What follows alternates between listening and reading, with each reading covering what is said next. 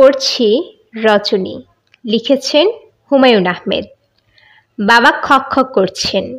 এই খক খক অন্য দিনের মতো নয়, আজকেরটা ভয়াবহ। যেন তিনি প্রাণপণ চেষ্টা করছেন ফুসফুসের খানিকটা অংশ কাশির সঙ্গে বের করে ফেলতে পারছেন না। আমি মনে মনে বললাম, আরে যন্ত্রণা, বলেই খানিকটা অনুশোচনা হলো। যাকে বলে জন্মদাতা পিতা, বেচারা কাশতে কাশতে ফুসফুস বের করে ফেলছেন। এই সময় সহানুভূতিতে পুত্রের হৃদয় আর্দ্র হওয়া উচিত, হাওয়া টাওয়া করা উচিত, কিংবা ছুটে যাওয়া উচিত একজন ডাক্তারের কাছে। তা করতে পারছি না, কারণ এখন বাজছে 6:30। আমি ঘুমোতে গেছি রাত 3টায়।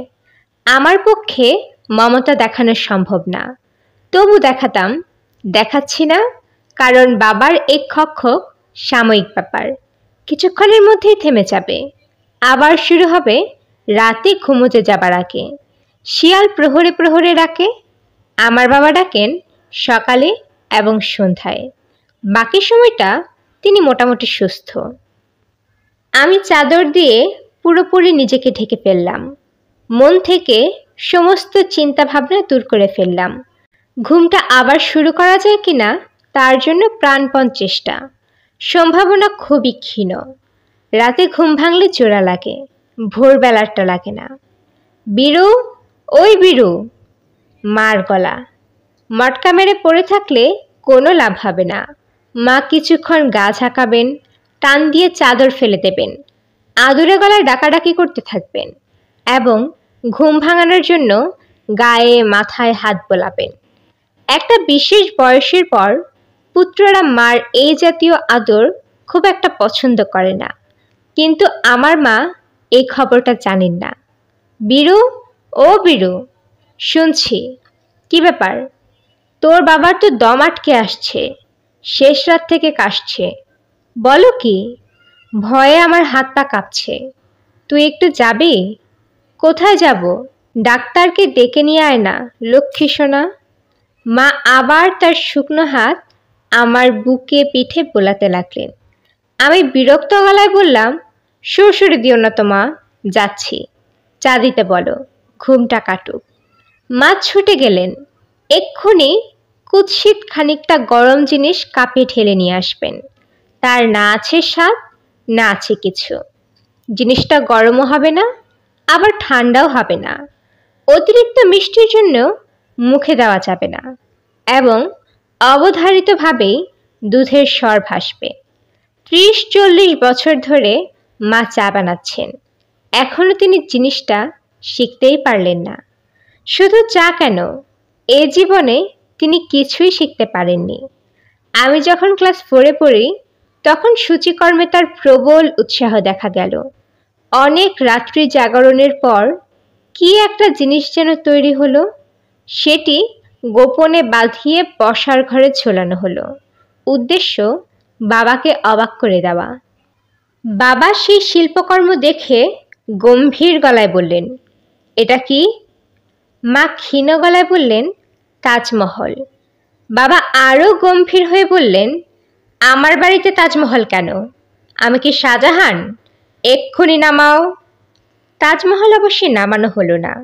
রবীন্দ্রনাথ এবং নজরুল, এই দুই কবির মাঝখানে তাজমহল হাইফ্যানের মতো বসে রইল।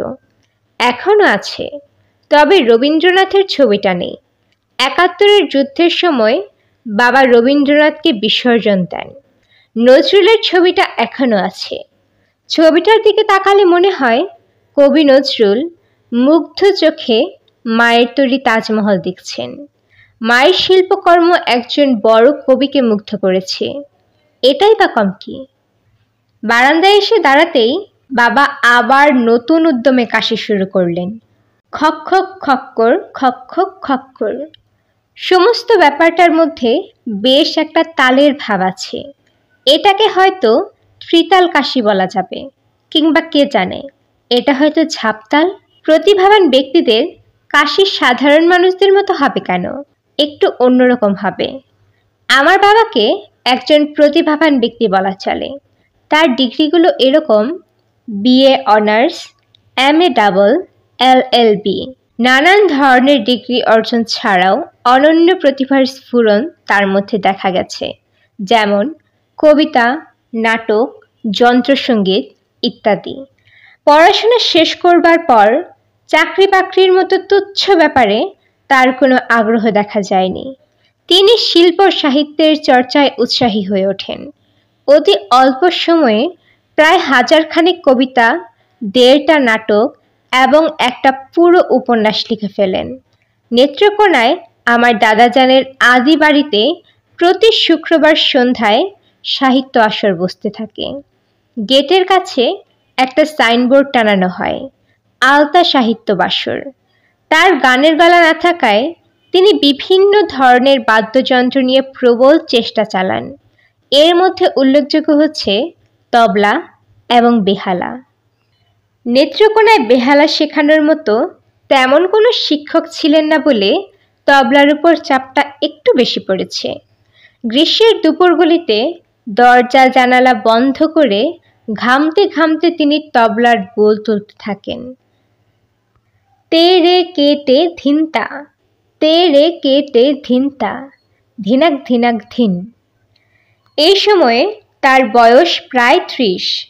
টাকা পয়সা উপার্জনের মতো মামুলি বিষয় নিয়ে মাথা ঘামাবার মতো সময় বা মানসিকতা কিছুই নেই। প্রতিভাবান ব্যক্তিরা এইসব ছোটখাটো ব্যাপার নিয়ে চিন্তা করতে পারেন না।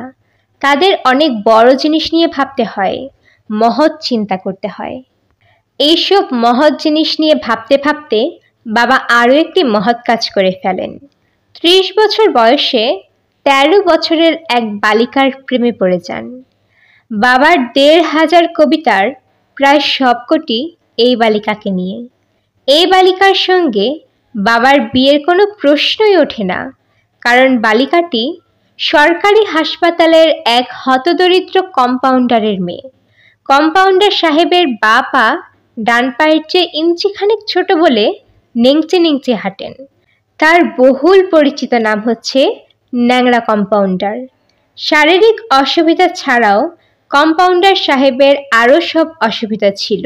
স্পিরিট এবং মদ খেয়ে তিনি মাঝে মধ্যেই নেশা করতেন। নেত্রকোনার একটি বিশেষ পাড়ার সামনে তাকে সেজে গুজে প্রতি বৃহস্পতিবার সন্ধ্যায় উদাস নয়নে হাঁটাহাঁটি করতে দেখা যেত। আমার প্রেমিক বাবা এইসব তুচ্ছ জ্ঞান করলেন এবং এক সন্ধ্যায় আমার দাদাকে গিয়ে বললেন, এই মেয়েটিকে বিয়ে না করতে পারলে তার জীবন নষ্ট হয়ে যাবে ইত্যাদি ইত্যাদি। দাদাজান একটি কথাও না বলে বাবার বক্তব্য শুনলেন। ফর্সি হুক্কায় টান দিতে দিতে পা নাচাতে লাগলেন। বাবার বয়ান শেষ হলে গম্ভীর গলায় বললেন, তোমার মতো একজন জ্ঞানী মানুষের জীবন নষ্ট হওয়াটা কোনো কাজের কথা না। তোমার এত মূল্যবান জীবন বজায় থাকাই ভালো। যাও, বিবাহ করো এবং বউকে নিয়ে ঢাকায় গিয়ে থাকো। ভয় নেই, চাল ডাল মশলাপাতি এখান থেকে পাঠাবো। তবে আমি যতদিন জীবিত আছি ততদিন তুমি এবং তোমার বউ কেউই আমার সামনে পড়বে না। এখন আমার সামনে থেকে বিদায় হও। পারুল বাবার ঘর থেকে বের হয়ে থমকে দাঁড়ালো। শুকনো গলায় বলল, একটা চিঠি এসেছে, টেবিলের উপর আছে। ভাববাচ্চে কথা, তাও আমার দিকে না তাকিয়ে, যেন দেয়ালের সঙ্গে কথা বলছে। আমি বললাম, চিঠিটা কবে এসেছে? গতকাল। এখন দিচ্ছিস কেন? দেবটা কখন? তুই ফিরছিস রাত 12:30টায়। আমি রাতে 12:30টা পর্যন্ত চিঠি করে নিয়ে বসে থাকবো? এমন বিশ্রী ভাবে পারুল কথা বলে যে আমার ইচ্ছে করলো বালতি থেকে এক মগ পানি এনে ওর মুখে ঢেলে দেই। গলাটা সে এমন করে রেখেছে যে কথাগুলো শোনাচ্ছে বাবার কাশির মতো, অথচ তার গলার স্বর বেশ ভালোই।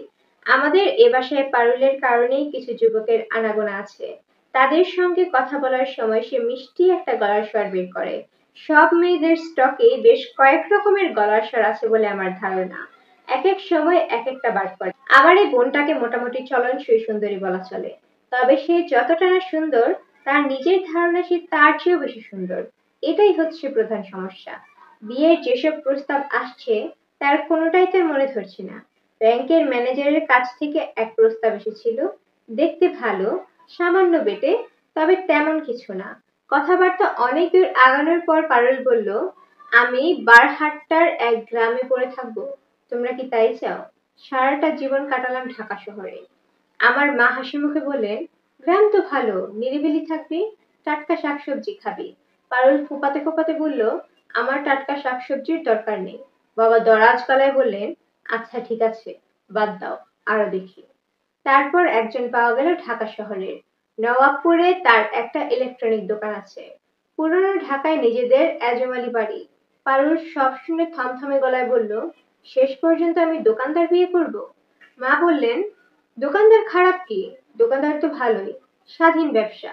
আমাদের রাসূলুল্লাহ তো ব্যবসা করতেন। পারুল রাগী গলায় বলল, তুমি যা বোঝো না তা নিয়ে কথা বলবে না তো মা। দেশে কি ডাক্তার ইঞ্জিনিয়ার নেই যে আমাকে দোকানদার বিয়ে করতে হবে?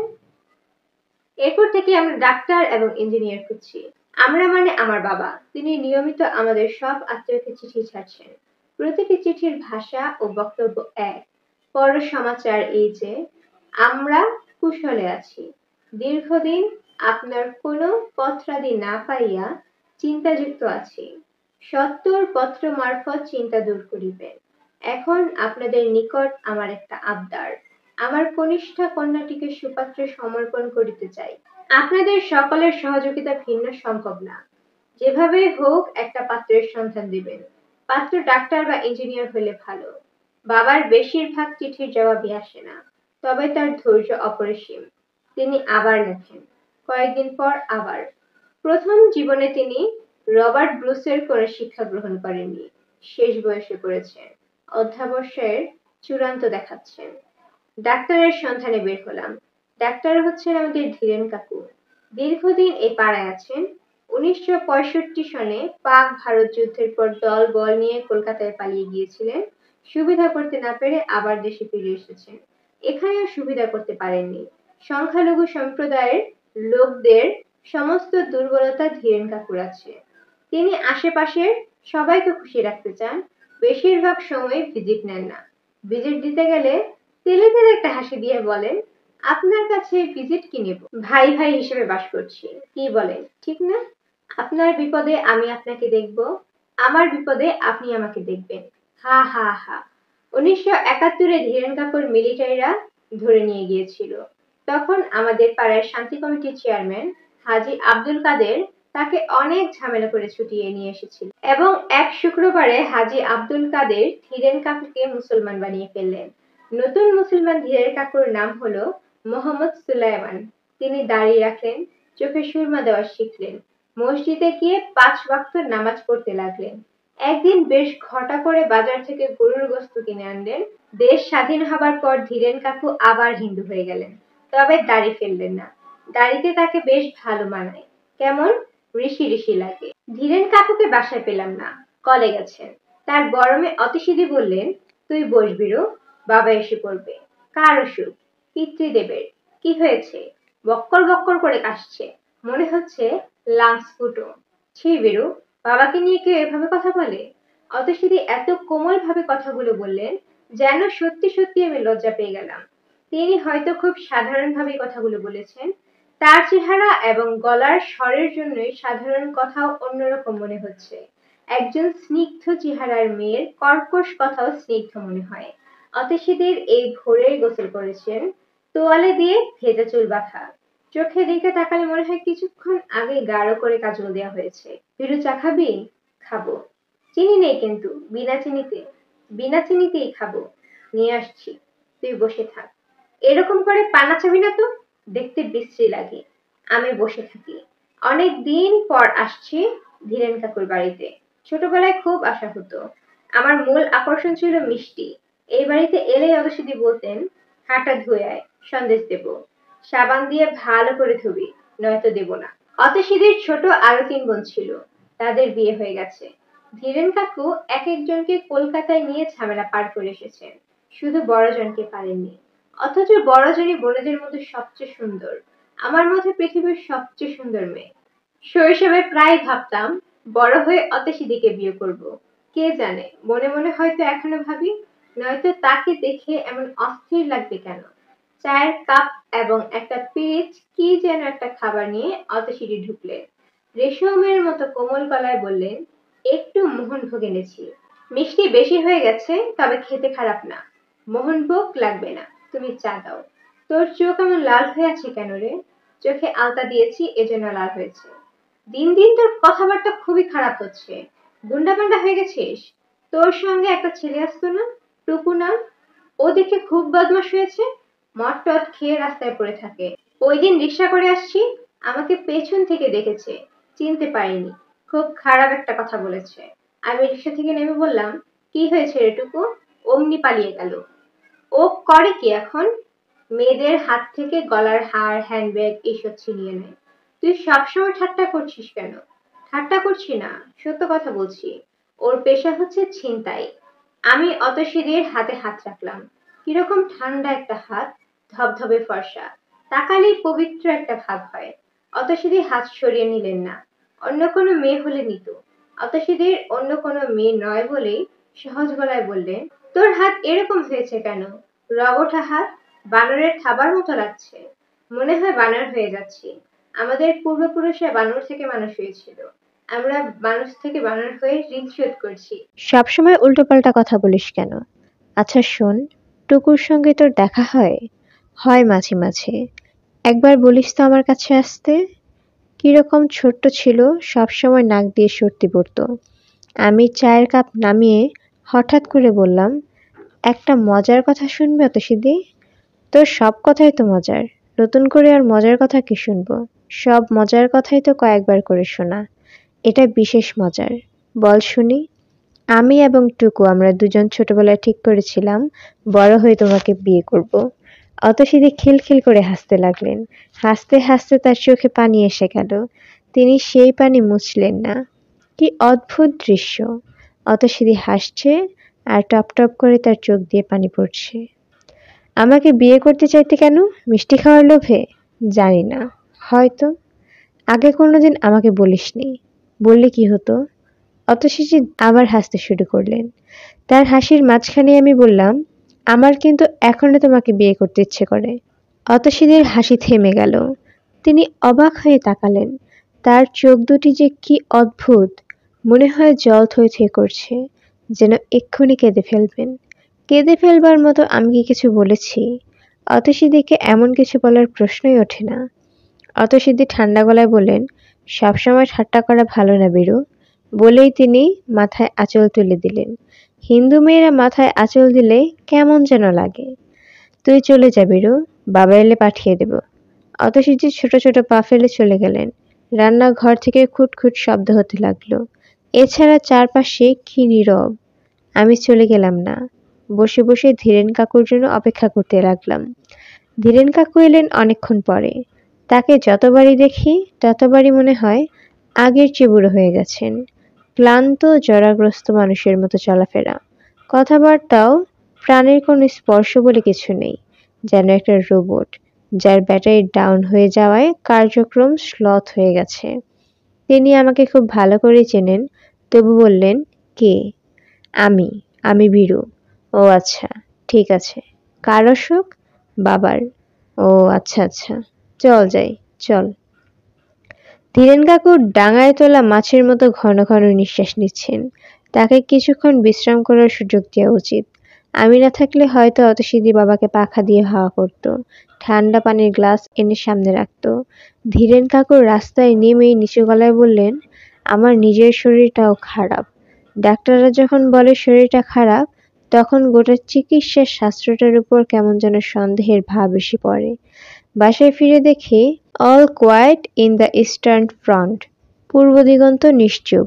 বাবার বিখ্যাত কামান দাগানো কাশি বন্ধ হয়েছে। তিনি বারান্দায় ইজি চেয়ারে আধশোয়া হয়ে আছেন। চোখ মুখে প্রশান্ত ভাব। শেভ করেছেন, চুল আঁচড়ানো হয়েছে। চায়ের কাপে টোস্ট ডুবিয়ে রাখায় মুখে দিচ্ছেন। সামনে আজকের খবরের কাগজ। যেরকম মনোযোগের সঙ্গে কাগজ দেখছেন, তাতে মনে হচ্ছে আজও সম্ভবত তার কোনো চিঠি ছাপা হয়েছে। কোনো নাগরিক সমস্যা নিয়ে জ্বালাময়ী কোনো একটা চিঠি। ঝিকাতলা অঞ্চলে বখাটেদের যন্ত্রণা বিষয়ে কঠিন বক্তব্যের চিঠি। ধীরেন কাকু বললেন, আবার কি হলো? ওই কাশি বড্ড বেড়েছিল, রাতে ঘুম হয়নি। এখন কি অবস্থা? এখন ভালোই, বয়স হয়েছে তো, বয়সের অসুখ। ডায়াবেটিস আছে কিনা দেখান, ইউরিনটা টেস্ট করেন। হয়েছে কাশি, ইউরিন টেস্ট করাবো কেন? চেক আপের জন্য আর কি। শরীরের অঙ্গ প্রত্যঙ্গ একটার সঙ্গে আরেকটার যোগ আছে। কাশিটার কি করবেন? ক্রনিক অসুখে কবিরাজি খুব কাজ করে। পুরনো ঘি বুকে মালিশ করে দেখতে পারেন। আমার কাছে 100 বছরের পুরানো ঘি আছে, পাঠিয়ে দেব। ঔষধপত্র কিছু দেবেন না? ঘি মালিশ করে দেখেন, ওতেই আরাম হবে। উঠি তাহলে? আরে না, উঠবেন কি? বসেন, বসে চা খান, কথা টথা বলি। মেয়ের বিয়ের কিছু হলো? না, দেখি পুজোর সময় কলকাতা যাব। আমার এক শ্যালক আছে ধর্মতলায়, তাকে চিঠি দিয়েছি, খোঁজ খবর করেছে। দেশে কিছু হচ্ছে না? ধীরেন কাকু জবাব না দিয়ে দাঁড়িয়ে হাত বুলাতে লাগলেন। আমি চলে গেলাম নিজের ঘরে। আপাতত কিছু করার নেই। 100 বছরের পুরনো ঘি আনবার জন্য আরেকবার যেতে হবে। সেটা এখন না আনলেও চলবে। যে ঘি 100 বছর অপেক্ষা করতে পেরেছে, সে ঘি আরো কিছু সময় অপেক্ষা করতে পারবে। টেবিলের উপর একটা চিঠি পাওয়া গেল। পারুল চিঠিটা এমনভাবে রেখেছে যেন চট করে চোখে না পড়ে। পরিষ্কার বোঝা যাচ্ছে চিঠি খুলে সে পড়েছে। খামের মুখ দ্বিতীয়বার বন্ধ করা। আমি বিরক্ত মুখে খাম খুললাম। চিঠি পড়বার সঙ্গে সঙ্গে বিরক্তি কেটে গেল। গোপনে আমার চিঠি পড়বার জন্য পারুলকে ক্ষমা করে দিলাম।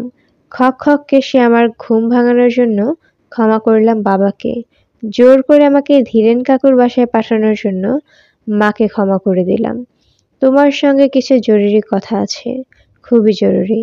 তুমি সোমবার সকাল 10টা 5 মিনিটে সায়েন্স ল্যাবরেটরির পুলিশ বক্সের সামনে অপেক্ষা করবে। আবার ভুলে যেও না। ইতি, তোমার এ। তোমার এ মানে তোমার এশা। এশার চিঠিপত্র কখনো তার পুরো নাম লেখে না। যার কাছে চিঠি যাচ্ছে তার নামও থাকে না। এছাড়াও আরো কিছু ব্যাপার থাকে, যেমন এই চিঠিতে সময় দিয়েছে 10টা 5 মিনিট। 10টা লিখলেই হতো, তা লিখবে না।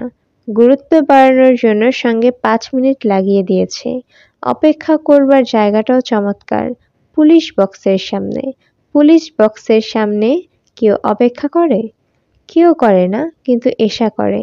তার স্বভাবই হচ্ছে অদ্ভুত কিছু করা। একবার সে বলল, বুড়িগঙ্গায় নৌকায় কিছু ভাতের হোটেল আছে, তুমি জানো? খুবই নাকি ভালো রান্না হয় সেখানে। চলো না দুজন মিলে খেয়ে আসি। যেতে হলো বুড়িগঙ্গার নৌকার হোটেলে। এশা মহানন্দে ভাত খেলো। মোটা মোটা ভাত, টকটকে লাল রঙের কি একটা মাছের ঝোল। ঝাল এমন দিয়েছে যে চোখে পানি এসে যায়। কিন্তু এশার ধারণা, এত চমৎকার রান্না সে জীবনে খায়নি। প্রতি সপ্তাহে একবার এসে খেয়ে যাওয়া উচিত। ভাগ্যিস দ্বিতীয়বার এই শখ তার আর হয়নি। নৌকায় খাবার খেয়ে আমার নিজের পেট নেমে গেল, ডায়রিয়ার মতো হলো। আজ এশার কি পরিকল্পনা কে জানে? আজই সোমবার। ভাগ্যিস চিঠিটা খুলেছিলাম। চিঠি পড়ার ব্যাপারে আমার আগ্রহ একটু কম। একবার একটা চিঠি 1 সপ্তাহ পর খুলেছিলাম। খামের উপর লেখাটা পছন্দ ছিল না বলে খোলা হয়নি। 10টা বাজতে এখন অনেক দেরি। তবু আমার মনে হলো প্রস্তুতি পর্ব শুরু করে দেওয়া দরকার। বিশেষ বিশেষ দিনগুলোতে একটির পর একটা ঝামেলা লেগেই থাকে। আজ বিশেষ দিন, ঝামেলা লাগবেই। দাড়ি কামাতে গিয়ে দেখব ব্লেডের ধার নেই। শার্ট গায়ে দেওয়ার পর দেখা যাবে পেটের কাছের বোতাম নেই। সমস্ত বাড়ি খুঁজেও রুমাল পাওয়া যাবে না, কিংবা এর চেয়ে ভয়াবহ কিছু ঘটবে। মার কলিক পেন উঠবে এবং তাকে ধরাধরি করে হাসপাতালে নিয়ে যেতে হবে।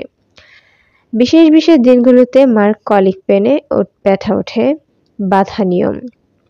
অনার্স সেকেন্ড পেপারের পরীক্ষার দিন এই অবস্থা। নিঃশ্বাস বন্ধ হয়ে চোখ টোক উল্টে মা এমন এক নাটক শুরু করলেন, পরীক্ষা মাথায় উঠল। বাবা চিচি করে বলতে লাগলেন, হা করে দেখছিস কি? তোর মাকে হাসপাতালে নিয়ে যা। আমি বিড়বিড় করে বললাম, আমার পরীক্ষা আছে। বাবা চোখ লাল করে বললেন, চর দিয়ে দাঁত ফেলে দেবো হারামজাদা। মানুষ মারা যাচ্ছে আর বলে কি? প্রয়োজনের সময় কিছুই পাওয়া যায় না। একটা বেবি ট্যাক্সি জোগাড় করতে লাগলো 8 ঘন্টা। সেই বেবি ট্যাক্সিও এমন যে 2 মিনিট পর পর স্টার্ট বন্ধ হয়ে যায়। ড্রাইভারকে কার্বুরেটর খুলে ময়লা পরিষ্কার করতে হয়। মেডিকেল কলেজের গেটে এসে মার কলিক পেন কমে গেল। তিনি বোকার মতো হাসতে লাগলেন। আজও নিশ্চয়ই এরকম কিছু হবে। ঘর থেকে পা বাইরে ফেলবার সময় মা চিকন গলায় ডাকবেন, ওরে বিরুরে গেলাম রে। আর আমার স্ত্রীভক্ত বাবা ব্যস্ত হয়ে উঠবেন তার প্রিয়তমা পত্নীকে হাসপাতালে পাঠানোর জন্য। তিনি নিজে কিন্তু যাবেন না, এর আগের বারও যাননি। হাসপাতালের ফিনাইলের গন্ধ তার সহ্য হয় না, ডাক্তারদের দুর্ব্যবহার সহ্য হয় না, টেনশন সহ্য হয় না, কিছুই সহ্য হয় না। ইদানিং হয়তো জীবনটা অসহনীয় হয়েছে। সকাল এবং সন্ধ্যায় প্রবল বেগে খক করে তাই জানান দিচ্ছেন। আমি গুনগুন করে গান করলাম, আবার আমরা কাশির শব্দে ঘুমিয়ে পড়ি, কাশির শব্দে জাগি। পারুল আমার পাশ কাটিয়ে যাচ্ছিল, সে কঠিন চোখে তাকালো। আগেরকার আমলের মুনি ঋষিরা হয়তো ঠিক এরকম চোখের দৃষ্টি দিয়ে মানুষকে ভস্ম করে দিত। আশ্চর্য কাণ্ড! দাড়ি কাটার পর্ব বিনা ঝামেলায় পার হলো। থুতনির কাছের ভয়াবহ ব্রণটাকে আহত না করে চমৎকার একটা শেভ করে ফেললাম। স্ত্রী করা একটা চেক শার্ট পাওয়া গেল যার সবকটি বোতাম অক্ষত আছে। তোষক উল্টে একটা রুমাল পাওয়া গেল, মোটামুটি পরিষ্কার। ভদ্র সমাজে বের হলে কেউ সরু চোখে তাকাবে না। মার কলিক পেন এখনো শুরু হয়নি। তিনি কাকতাল একতলার বারান্দায় চালের গুঁড়ো নিয়ে বসেছেন। মনে হচ্ছে ভাপা পিঠা হবে। কদিন আগে বাবা ভাপা পিঠার কথা কি যেন বলেছিলেন, এটা হচ্ছে তারই ফলো আপ। আমরা ভাপা পিঠা বলে লক্ষবার চেঁচালেও কিছু হবে না, কিন্তু বাবা মুখ দিয়ে একবার উচ্চারণ করলেই অন্য ব্যাপার। টুনাটুনির গল্প আর কি। টুনা কহিল, টুনি পিঠা তৈরি করো। আমি দোতলা থেকে খুব সাবধানে পা ফেলে নিচতলায় নামলাম। সিঁড়িতে কে যেন দুধ ফেলে দিয়েছে। যে কোনো মুহূর্তে রেলগাড়ির ঝমাঝম পা পিছলে আলুর দম হবার মতো সম্ভাবনা আছে। বাবা বারান্দায়, গলায় মাফলার, কোলে খবরের কাগজ, হাতে নীল পেন্সিল। ইদানিং তিনি খবরের কাগজ আন্ডারলাইন করা শুরু করেছেন। হত্যা, রাহাজানি, ধর্ষণ এইসব লাল রঙে দেখাচ্ছেন, পলিটিক্যাল খবরগুলো নীল রঙে। আমার জন্য বেশ সুবিধা হয়েছে। আমি ডাক দেওয়া খবর বাদ দিয়ে কাগজ পড়ি। পলিটিক্স আমার ভালো লাগে না। বাবা চশমার ফাঁক দিয়ে আমার দিকে তাকালেন, এমন ভাবে তাকালেন যেন তিনি আমাকে চিনতে পারছেন না, তবে চেনা চেনা লাগছে। তিনি গলা পরিষ্কার করলেন, ঠিকমতো পরিষ্কার হলো না। কফ জমা ভারী স্বরে বললেন, আমার জিনিসটা নিয়েছিস? আপনার কোন জিনিস? Urine sample. সুগার আছে কিনা দেখব। বাথরুমের তাকে আছে, একটা পলিথিন পেপার দিয়ে মুড়ে নিয়ে যা। আমি স্তম্ভিত। যাচ্ছি এশার কাছে, পকেটে থাকবে পলিথিনে মোড়া ইউরিন স্যাম্পল, পিতৃদেবের মূত্র। অন্য কাউকে দিয়ে পাঠান বাবা, আমি একটা জরুরি কাজে যাচ্ছি, খুবই জরুরি। আমার কাজটা তাহলে তোমার কাছে তেমন জরুরি বলে মনে হচ্ছে না। ভালো, খুবই ভালো। বাবার মুখ অন্ধকার, চশমাটা আরো খানিকটা ঝুলে পড়েছে। তাকে দেখে মনে হচ্ছে জ্যেষ্ঠ পুত্রের হৃদয়হীনতায় তিনি মর্মাহত। আমি ইতস্তত করে বললাম, বাবলুকে দিয়ে পাঠিয়ে দিন বাবা, ও ছাদে ক্যারাম খেলছে।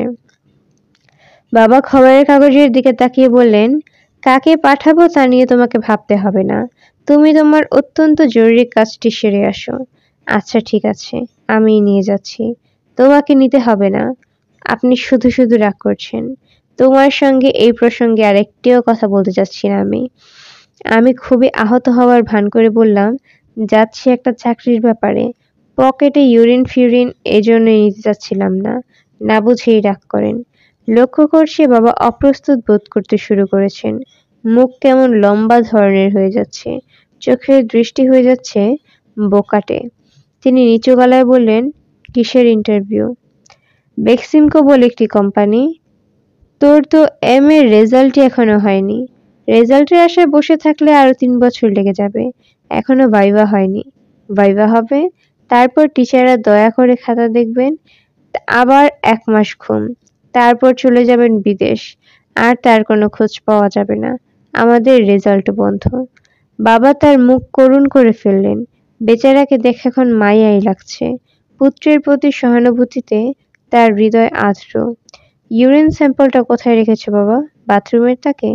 থাক, তোকে নিতে হবে না, কোনো অসুবিধা নেই। আহা, বললাম নিতে হবে না। যাচ্ছিস একটা শুভ কাজে। আমি প্রায় জোর করে ইউরিন স্যাম্পল নিয়ে নিলাম।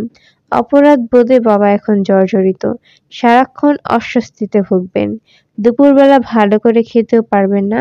অথচ আরেকটি হলেই উল্টো ব্যাপার ঘটতো। আমি যদি বোতলটা না নিয়ে আসতাম তাহলে অপরাধবোধ আমাকে কাবু করে ফেলতো। বারবার মনে হতো বুড়ো বাবার সামান্য একটা কাজ। ঘর থেকে পা ফেলবার ঠিক আগ মুহূর্ত মা বললেন, ধীরেন বাবুর কাছ থেকে পুরনো ঘিটা নিয়ে আসতো বাবা। এক্ষুনি লাগবে? বুক ঘড়ঘড় করছে, মালিশ করে দেব। আমি তো তেমন কোনো ঘড়ঘড় শুনতে পেলাম না। যা বাবা নিয়ে আয়। কতক্ষণ আর লাগবে? মার চোখ এখন দেখাচ্ছে অবিকল গরুর মতো ছলছল করছে, যেন এক্ষুনি পানি উপচে পড়বে। চোখের এই আবেগ অগ্রাহ্য করা অত্যন্ত কঠিন, তবে ইদানিং অনেক কঠিন কাজ বেশ সহজ ভঙ্গিতে করতে পারছি। আমি মার দিকে না তাকিয়ে বললাম, বিকেলে ফেরার পথে নিয়ে আসবো, তুমি কোনো চিন্তা করবে না। বাবার কামান দাগা সন্ধ্যার আগে শুরু হবে বলে মনে হচ্ছে না। মা আমার সঙ্গে সঙ্গে আসছেন, তার মানে মার পেটে আরো কিছু কথা রয়ে গেছে। ঘর থেকে বেরোবার পর তিনি তা উগরে দেবেন। কি বলবেন তা আওয়াজ করতে পারছি। নাখালপাড়া যেতে বলবেন। আজ মাসের 24। এই সময় আমাকে নাখালপাড়া যেতে হয়। আমার বড় বোনের শ্বশুর বাড়ি, তার কাছ থেকে কিছু টাকা পয়সা আনতে হয়। পরের মাসে ৩-৪ তারিখে আমাকে সেই টাকা ফেরত দিতে যেতে হয়। গত মাসে টাকা ফেরত দেওয়া হয়নি, এই মাসে আবার যাওয়া। বাবা বীরু, বলে ফেলো অনুর কাছ থেকে একবার আজ যেতেই হবে। ৩০০ টাকা নিয়ে আসবি। বাবা মানিক, পাগল হয়েছ মা? আগামী ১ সপ্তাহ নাখালপাড়ার দিকে যেতে পারবো না। ঘরে ১ পয়সা নেই বাবা। বাবাকে বলো, বাবার দায়িত্ব, সংসার চালানোর দায়িত্ব তোমাকে মাথায় নিতে কে বলেছে? মাকে দ্বিতীয় কোনো কথা বলার সুযোগ না দিয়ে আমি রাস্তায় নেমে পড়লাম।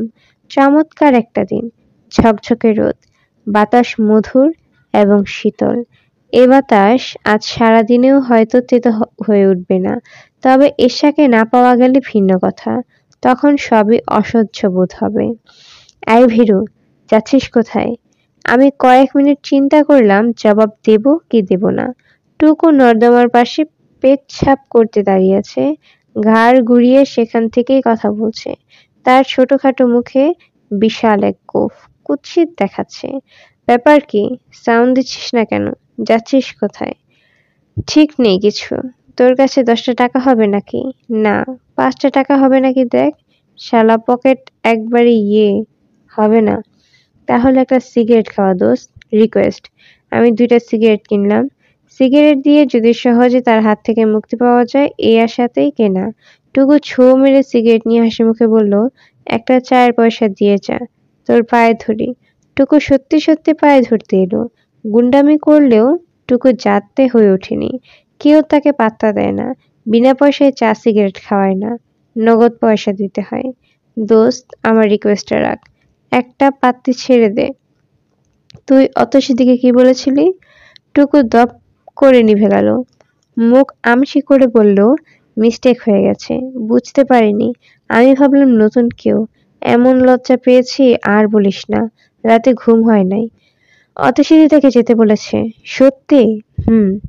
যাব কি করে বল? হেঁটে হেঁটে যাবি? আর কিভাবে যাবি? তোর জন্য পালকি লাগবে? অতসীদি আর কি বলল? উনি আর কিছু বলেননি। আমি বললাম, কি বললি? বললাম তুই ঠিক করে রেখেছিলি বড় হয়ে অতসীদিকে বিয়ে করবি। টুকু ফ্যাকাশে হয়ে গেল, কেমন অন্যরকম দেখাচ্ছে তাকে। আর কি বললি? জিজ্ঞেস করলো তুই আজকাল কি করিস? আমি বললাম ছিনতাইয়ের কাজ করে, পার্ট টাইম কাজ।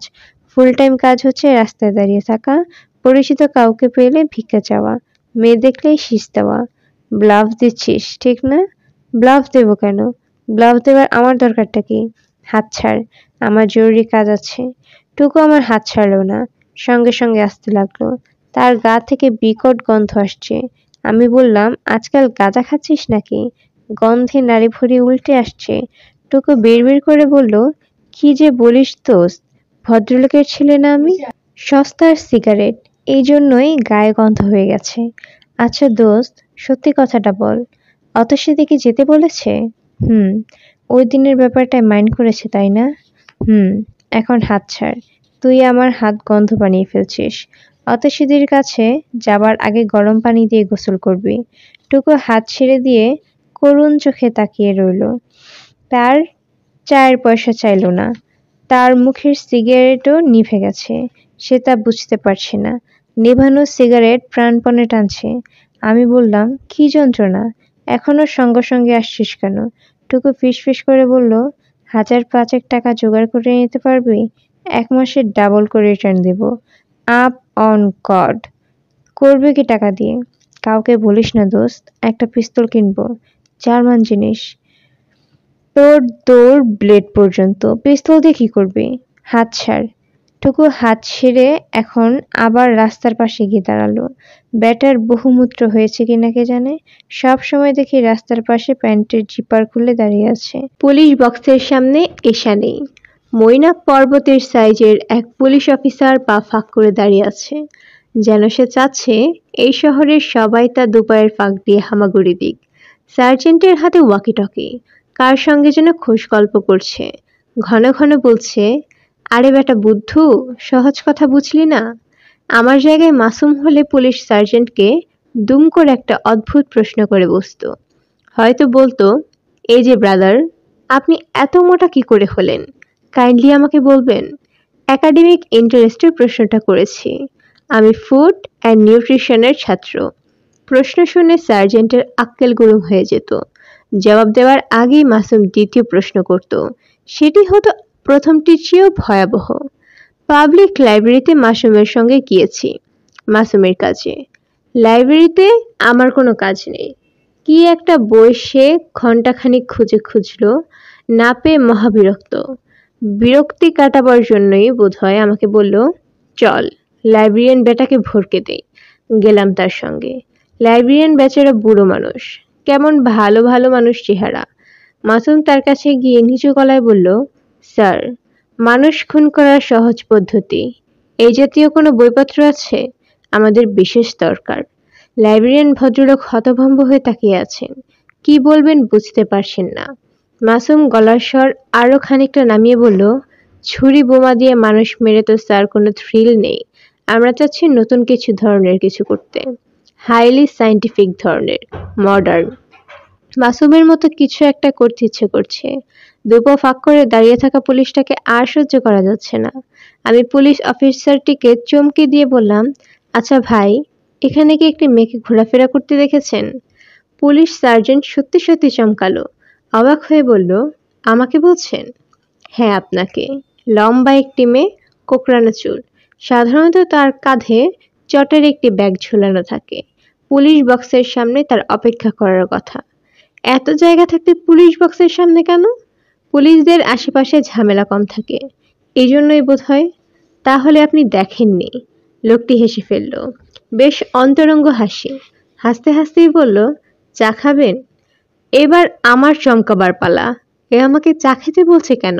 আমি আপনাকে চিনি, আপনার নাম বীরু। শহীদুল্লাহ হলে আপনি রুম নাম্বার 2030-এ মাঝে মাঝে ঘুমাতেন। এখনো ঘুমাই। পাশ করেননি? পরীক্ষায় হয়নি, পাশ করব কিভাবে? ইউনিভার্সিটি থেকে বেরোবার আগে 4 বছর লাগতো, এখন 10-12 বছর লাগে। আপনি কি শহীদুল্লাহ হলে ছিলেন নাকি? জি, 2023-এ। অনার্স কমপ্লিট করে ঢুকে গিয়েছিলাম পুলিশে। সারদায় 2 বছর ট্রেনিং নিয়ে এখন সার্জেন্টে। একটু দাঁড়ান, চা নিয়ে আসি। বাসা থেকে ফ্লাক্সে করে নিয়ে আসি। চা খেতে খেতে অপেক্ষা করুন। এর মধ্যে হয়তো আপনার রোগা লম্বা চটের ব্যাগ কাঁধে নিয়ে মেটে চলে আসবে। বাসায় তৈরি চা কিন্তু দোকানের চায়ের চেয়েও বিস্বাদ, তার উপর ঠান্ডা মেরে আছে। এরকম একজন জবরদস্ত পুলিশ সার্জেন্টের চোখের সামনে চা ঢেলে রাস্তায় ফেলে দেওয়া ঠিক হবে না।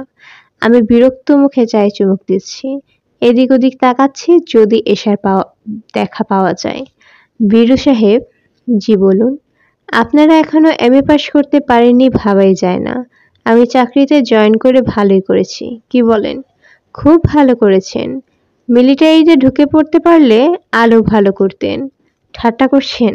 হ্যাঁ ভাই করছি। পুলিশের সঙ্গে ঠাট্টা করে দেখলাম কেমন লাগে। সে হেসে ফেলল। তাকে এখন আর আগের মতো ভয়াবহ মনে হচ্ছে না। তার দাঁড়িয়ে থাকার যে ভঙ্গিটি এতক্ষণ অসহ্য মনে হচ্ছিল, এখন সেটাকেই স্বাভাবিক মনে হচ্ছে। মনে হচ্ছে পুলিশদের এভাবেই দাঁড়াতে হয়। বীরু সাহেব, জি বলুন। খুব টেনশনের চাকরি। টেনশনের শরীর ফুলে এরকম হয়ে গেছে। বলেন কি? আমার তো ধারণা ছিল উল্টোটা হয়। এক একজনের বেলায় এক এক রকম হয়। টেনশনে হরমোন ব্যালেন্স নষ্ট হয়ে যায়। তার থেকেই এই হয়। কেউ শুকিয়ে যায়, কেউ আমার মতো মোটা হয়ে যায়।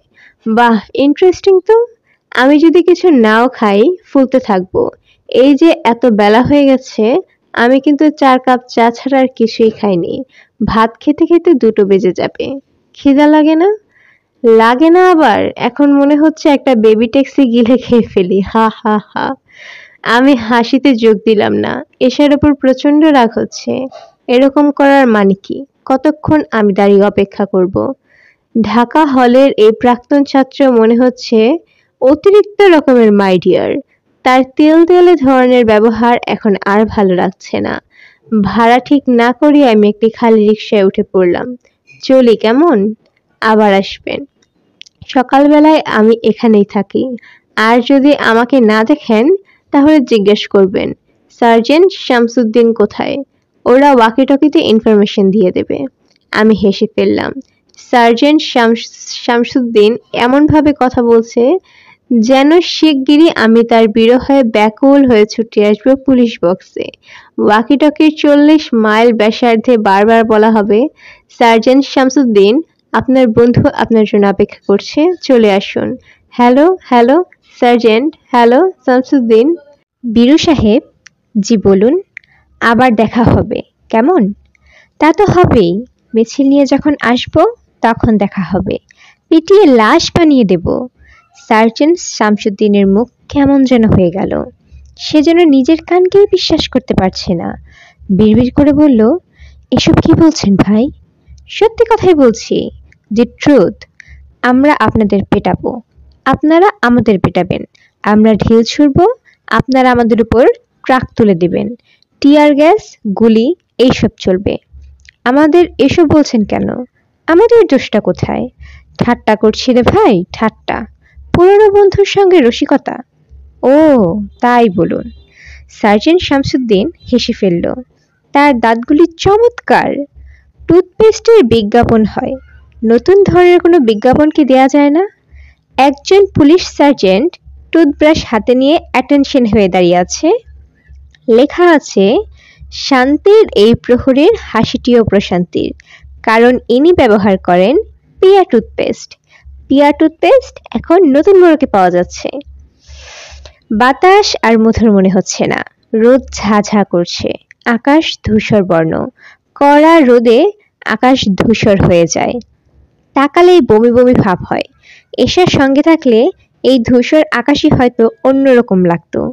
আমি দীর্ঘ নিঃশ্বাস ফেলে ভাবলাম, এশার সঙ্গে অনেকদিন পর পর আমার দেখা হয়। রিকশাওয়ালা ঘাড় ঘুরিয়ে বারবার আমাকে দেখছে। সার্জেন্টের সঙ্গে আমার খাতির দেখে সম্ভবত আক্কেল গুরুম হয়ে গেছে। ভাড়া নিয়ে কোনো ঝামেলা করবে না। যা দেব তাই সোনামুখ করে নিয়ে নেবে।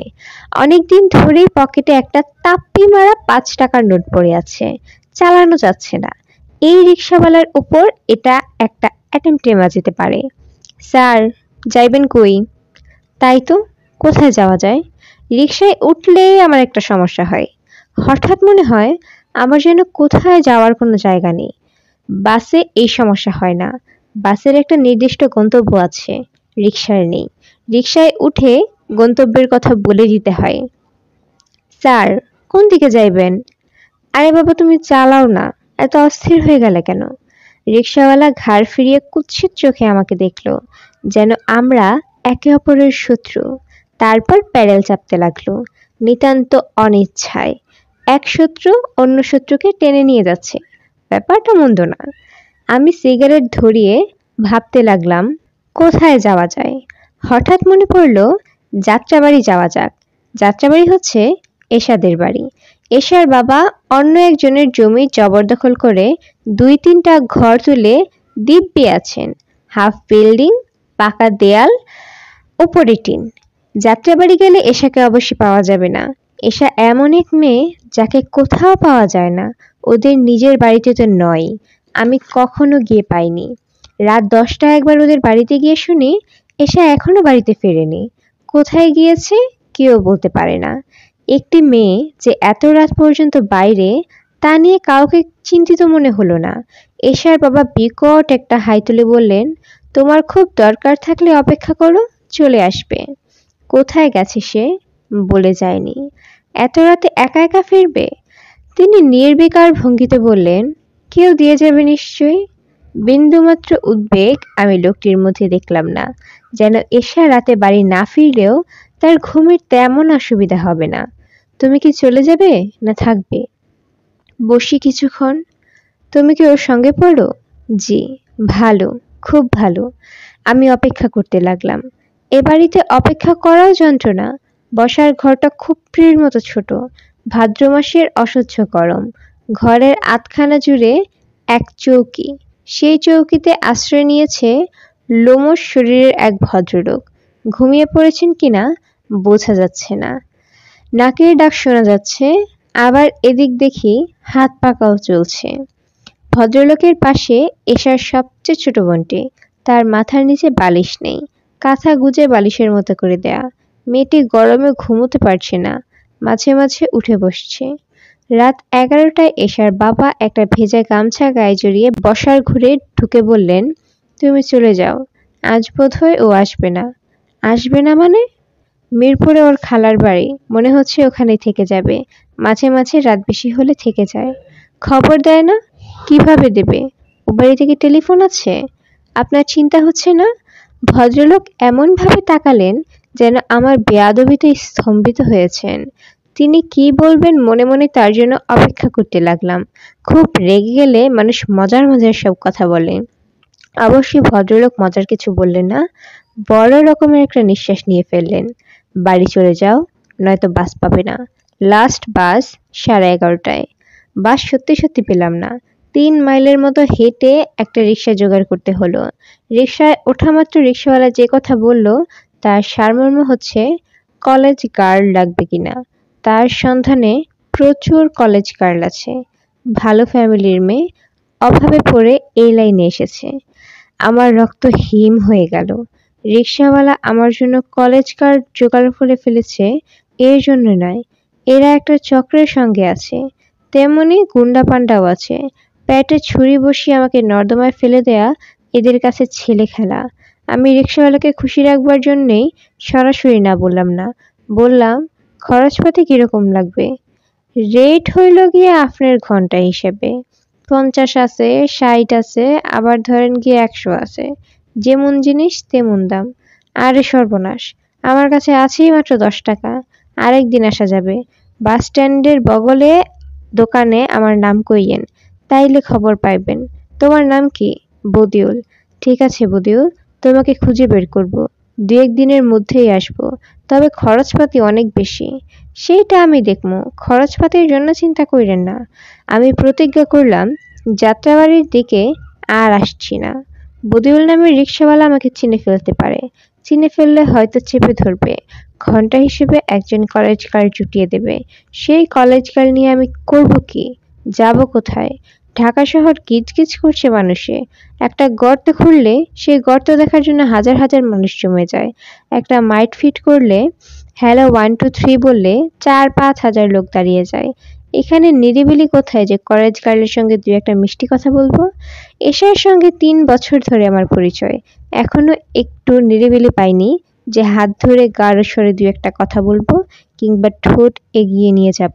ভালোবাসার মেয়েকে চুমু খেতে কেমন লাগে কে জানে।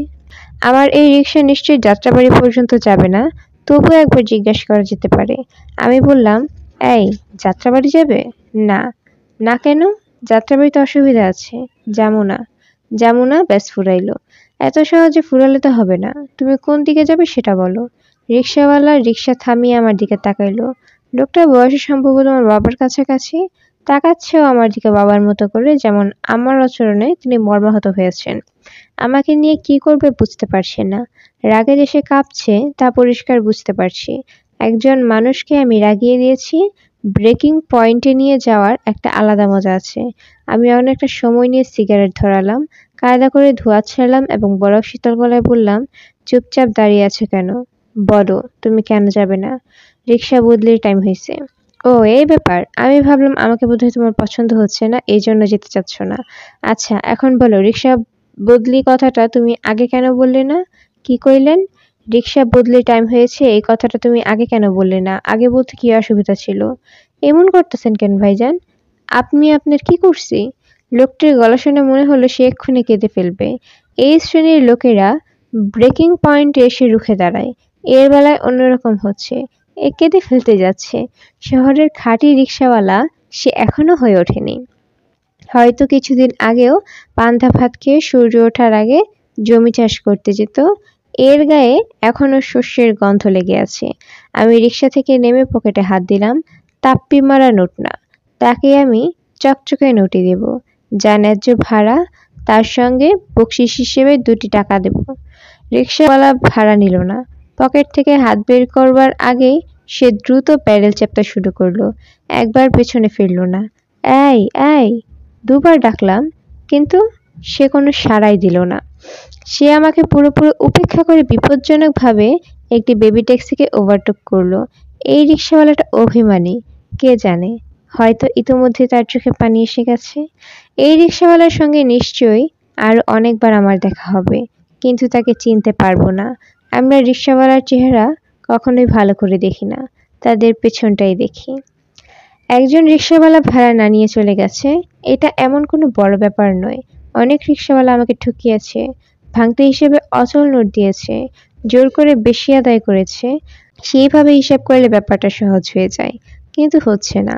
এই মুহূর্তে আমার মনে হচ্ছে ঢাকা শহরে আমার যাবার কোনো জায়গা নেই। বাবার ইউরিন ভর্তি শিশি পকেটে নিয়ে আমি ঢাকার রাস্তায় রাস্তায় ঘুরবো, এই বোধহয় আমার নিয়তি। বাবার পেচ্ছাবে শিশি পকেটে আছে বলেই কি এরকম হচ্ছে? অসম্ভব নয়। সব জিনিসেরই কিছু না কিছু আচর আছে। There are many things in the heaven and earth, স্বয়ং শেক্সপিয়ার বলেছেন। শিশিটা পকেট থেকে ফেলে দিলে কেমন হয়? এটা তো মহামূল্যবান কিছু নয়, কালও জোগাড় করা যেতে পারে, এবং সেটাই বোধহয় ভালো। ফ্রেশ জিনিস নিয়ে ডাক্তারের কাছে পৌঁছে দেব। এমনিতেই তো এই বস্তু অনেকক্ষণ পকেটে আছে, বাসি হয়ে যাওয়ার কথা। তবে কে জানে, মলমূত্র হয়তো যত বাসি ততই ফ্রেশ হয়। আমি শিশিটা নর্দমায় ফেলে দিলাম। আশ্চর্য কাণ্ড! ফেলে দেবার পর পর মনে হলো আমি এটা অন্যায় করেছি। বেচারা বাবা হয়তো অপেক্ষা করে থাকবেন। অল্প সময়ের মধ্যেই অপরাধবোধ আমাকে কাবু করে ফেলল। এর হাত থেকে বাঁচবার একমাত্র উপায় হচ্ছে কোনো একটা সৎ কাজ করা। অন্ধকে হাত ধরে রাস্তা পার করে দেওয়া টাইপ কিছু করা যেতে পারে। কিংবা মার কথা মতো নাখালপাড়া চলে যাওয়া যায়। বাবার কাজটি করতে না পারার অপরাধবোধ মোচন হবে মার কাজটি নিখুঁতভাবে যদি করা যায়। নাখালপাড়া যাওয়াটা কোনো সমস্যা নয়, গুলিস্তান গেলেই টেম্পো পাওয়া যাবে। চমৎকার জিনিস, আধুনিক ঢাকার যানবাহনের জগতে বিপ্লব। একের ভেতর 20 জন, ইদানিং আবার মহিলারা উঠতে শুরু করেছে। আগে উঠত মাতালি শ্রেণীর মহিলা, ওদের দেখে দেখে ভরসা পেয়ে আধুনিকেরাও উঠতে শুরু করেছে। এমনিতে তাদের গায়ের সঙ্গে একটু ছোঁয়া লাগলে ছ্যাদ করে ওঠেন। টেম্পোতে অন্য ব্যাপার, গায়ের সঙ্গে গা লেপ্টে থাকে, তবু হাসি দেন। মেয়ে যাত্রী যেভাবে বাড়ছে তাতে মনে হচ্ছে অদূর ভবিষ্যতে মহিলা টেম্পো চালু হবে। এরশাদ সাহেবের মহিলা বিষয়ক কোনো মন্ত্রী এসে উদ্বোধন করবেন, গলা কাঁপিয়ে একটি ভাষণ দেবেন। এদেশের নির্যাতিত অবহেলিত নারীজাতির জন্য আজ একটি ঐতিহাসিক দিন। বাংলাদেশের ইতিহাসে এই দিনটির কথা স্বর্ণাক্ষরে লেখা থাকবে। মহিলাদের স্বাধিকার অর্জনের একটি ধাপ হচ্ছে এই মহিলা টেম্পো। আমাদের প্রাণপ্রিয় নেতা, জনগণের চোখের মণি আলহাজ হোসেন মোহাম্মদ এরশাদ মহিলাদের জন্য যা করেছেন তা অতীতে কেউ করেননি, ভবিষ্যতেও কেউ করবেন না। এই যে কুৎসিত যৌতুক প্রথা, ব্লা ব্লা। মহিলা বিষয়ক মন্ত্রীর ভাষণ সম্পর্কে ভাবতে ভাবতে আমি একটি টেম্পোতে উঠে পড়লাম। টেম্পো ছাড়বার সঙ্গে সঙ্গে রাজনীতি শুরু হয়ে গেল। দেখা গেল প্রাণপ্রিয় নেতার দিন শেষে এই যে বিষয়ে কারো কোনো দ্বিমত নেই। একজন খবর দিল লন্ডনে একটি হোটেল কেনা হয়েছে। নেতা দেশ ছেড়ে দিয়ে সরাসরি হোটেলের ম্যানেজারি শুরু করবেন। সেই হোটেলে উন্নত মানের বাংলাদেশি খাবার সরবরাহ করা হবে। ঘড়িতে বাজছে 12টা 10। অনু আপার বাড়িতে পৌঁছাতে পৌঁছাতে 12:30 বেজে যাবে। এটা বেশ ভালোই হলো। দুলাভাই নামক প্রাণীটির সঙ্গে দেখা হবে না, তিনি থাকবেন অফিসে। দুলাভাইয়ের সঙ্গে দেখা হবে না, এই আনন্দেই টেম্পো যাত্রার কষ্ট সহ্য করা যায়। আমার দুলাভাই লোকটি অতি ভদ্র, তার আচরণ ব্যবহার সব মোলায়েম, তার সবকিছুই সূক্ষ্ম, রুচিবোধ সূক্ষ্ম, বুদ্ধি সূক্ষ্ম, চিন্তা ভাবনা সূক্ষ্ম, এমনকি তার গোঁফ জোড়াটাও সূক্ষ্ম। জ্যোৎস্না দেখবার জন্য তিনি ছাদে বসে থাকেন, মাসে একবার গ্রুপ থিয়েটার নাটক দেখেন, গ্রন্থমেলা থেকে কবিতার বই ছাড়া কিছুই কেনেন না। বাসায় রবীন্দ্রনাথের বিরাট ছবি। ২৫শে বৈশাখ এবং ২২শে শ্রাবণ এই দুইটি দিন রবীন্দ্রনাথের ছবিতে মালা দেয়া হয়। দুলাভাইয়ের তুলনায় অনু আপার সবকিছুই স্থূল ধরনের, বুদ্ধি স্থূল, আচার আচরণও সেই রকম, শরীরটাও মোটা। অবশ্য মোটাটা ইদানিং হয়েছে, আগে ছিল ছিপছিপে চেহারা। বুদ্ধির অভাব অনু আপার রূপ দিয়ে বহুগুণে পুষিয়ে দিয়েছেন। কাটা কাটা চোখ মুখ, বইপত্রে কাঁচা হলুদ বর্ণের যেসব নায়িকাদের কথা লেখা থাকে তাদের সবার চেহারাই অনু আপা সুন্দর। সুন্দরী মেয়েদের বোকা বোকা কথা শুনতেও ভালো লাগে, এটা বোধহয় সত্যি। অনু আপার মুগ্ধ ভক্ত প্রচুর জুটে গেল, বিরাট যন্ত্রণা। অনু আপা ম্যাট্রিক পরীক্ষা দিতে গেছে, তাকে নকল সাপ্লাই দেওয়ার জন্য সঙ্গে গেল এ পাড়ার ৭ জন ভক্তের একটা জঙ্গি দল। কোন খাতা কার কাছে যাবে সেই খবরও একজন নিয়ে এলো। এতে করেও লাভ হলো না, অনু আপা ম্যাট্রিক পাশ করতে পারলো না। তাতে অসুবিধা তেমন হলো না। বিয়ের প্রস্তাব নিয়ে এলো লোকজন। প্রায় বিকালেই দেখতে যেত বাড়ির সামনে গাড়ি দাঁড়িয়ে আছে, সেই গাড়ি থেকে মোটা ধরনের গয়নায় মোড়া মহিলারা বের হতো। তাদের সবার মুখে তেল তেল একটা ভাব। বাংলাদেশের রূপবতী মেয়েদের দিকে তাকালে এই ব্যাপারটা আমরা প্রথমেই বুঝতে পারি। Professor, doctor, engineer, army officer, কত রকম ঝোলাঝুলি ধরাধরি, বিশ্রী ব্যাপার। বাবা খুব গম্ভীর হয়ে গেলেন, অহংকারী একটা ভাব চলে এলো তার মধ্যে। এরকম রূপবতী একটি কন্যাকে পৃথিবীতে তিনি নিয়ে এসেছেন, অহংকার হবারই কথা। তার কথাবার্তার ধরন পর্যন্ত বদলে গেল। পাত্রপক্ষের লোকজনের সঙ্গে কথা বলার সময় তার গলার স্বর কেমন হয়ে যেতে শুরু করলো। আপনাদের মেয়ে পছন্দ হয়েছে, ভালো কথা, শুনে খুশি হলাম। আমাদের তো ছেলে পছন্দের একটা ব্যাপার আছে। বংশ দেখতে হবে, আচার ব্যবহার দেখতে হবে। একটা মেয়েকে জন্মের মতো দিয়ে দেব, না দেখে শুনে দিই কিভাবে? বাবার দেখাশোনা এবং বাছাবাছি চলতেই লাগলো, কাউকেই পছন্দ হয় না। কথাবার্তা প্রায় শেষ পর্যন্ত চলে আসে, তখন বাবা বলেন, উঁচু বংশে গন্ডগোল আছে, সব কিছুর রুট হচ্ছে বংশ। ওই জায়গায় গন্ডগোল থাকলে সবই গন্ডগোল। আমরা দিন কাটাচ্ছি আতঙ্কের মধ্যে। গুজব রটে গেছে কে নাকি অ্যাসিডের বোতল নিয়ে ঘুরছে, সুযোগ মতো অনু আপার মুখে ঢেলে দেবে। সুযোগ পাচ্ছে না, অনু আপার বন্দি জীবন কাটছে। ঘর থেকে বেরোনো বন্ধ, জানালার পাশে যাওয়া বন্ধ, বারান্দায় দাঁড়ানো বন্ধ। বেচারি শুধু কাঁদে আর হয়তো মনে মনে ভাবে একটা বিয়ে হোক, ঝামেলা শেষ হোক। আমার প্রতিভাবান বাবা অনেক দেখে শুনে যে চিজটিকে বের করলেন তার নাম ইসমাইল হোসেন। শ্রাবণ মাসে বিয়ে হয়ে গেল। বিয়ের ৭ দিন পর অনু আপা ফেরা যাত্রা এলো। মা জিজ্ঞেস করলো, বর কেমন রে? অনু আপা মুখ শুকনো করে বলল, ভালোই, কিন্তু মারধর করে। মা আকাশ থেকে পড়লো, মারধর করে মানে? কি সর্বনাশের কথা! মারধর করবে কেন? জানি না মা। বাবা অত্যন্ত বিরক্ত হয়ে বললেন, বেকুব মেয়ে, কি বুঝতে কি বুঝেছে, গায়ে ধাক্কা টাকা লেগেছে বোধহয়। অনু আপা ঠিকই বুঝেছিল, লোকটা অসুস্থ, নির্বিকার মারধর করে, অথচ কথা বলার সময় যে কি মিষ্টি মিষ্টি কথা বলে। হারামজাদা ছোট লোক। কেমন আছিস রে আপা?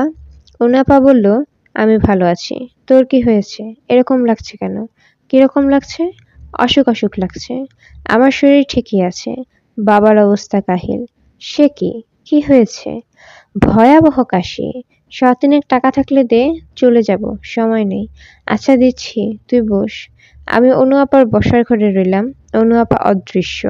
এদের বাড়িটা এজমালি, ৩ ভাই এবং ২ বোনের মধ্যে ভাগ হয়ে অনু আপাদের ভাগের ২ তলার একটা বড় বাড়ি, ১ তলার ২খানা ছোট ছোট ঘর এবং ২ তলায় বারান্দার খানিকটা অংশ পড়েছে। ২ তলার বড় ঘরটা দুভাগ করে বসার এবং শোবার ঘর তৈরি করা হয়েছে। বারান্দায় রান্নার ব্যবস্থা করা হয়েছে। বিয়ের আগে বলা হয়েছিল সমস্ত বাড়িটাই আমার দুলাভাইয়ের।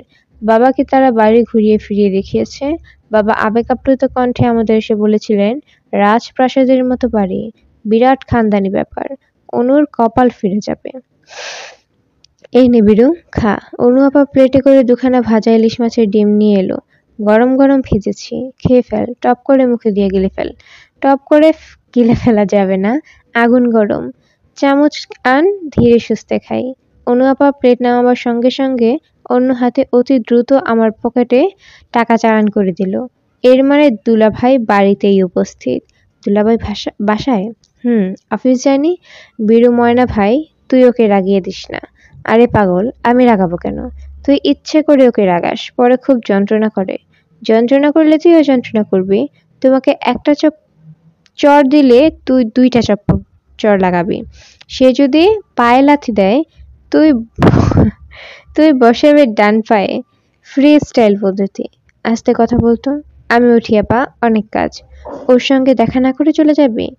কি যে অদ্ভুত কথাবার্তা তুই বলিস, ও রাগ করবে না? ঠিক আছে, বসছি, পাঠাও দুলাভাইকে। তোমার পুত্র কোথায়? শাশুড়ির কাছে আছে, নিয়ে আসবো? কোনো দরকার নেই, শিশির জিনিসটাই আমার অসহ্য লাগে। দুলাভাই হাসি মুখে ঢুকলেন। দুই একটা দিনের মধ্যে চুল কাটিয়ে মনে হলো দেখাচ্ছে অবিকল বানরের মতো। যতই দিন যাচ্ছে লোকটার চেহারা ততই কুৎসিত হচ্ছে। রহস্যটা কি কে জানে? বড়সে লোক। খবর কি? খবর ভালোই। শ্বশুর সাহেবের অবস্থা শুনলাম ভালো না, অসুখ শুনলাম। সিরিয়াস নাকি? না, সিরিয়াস কিছু না।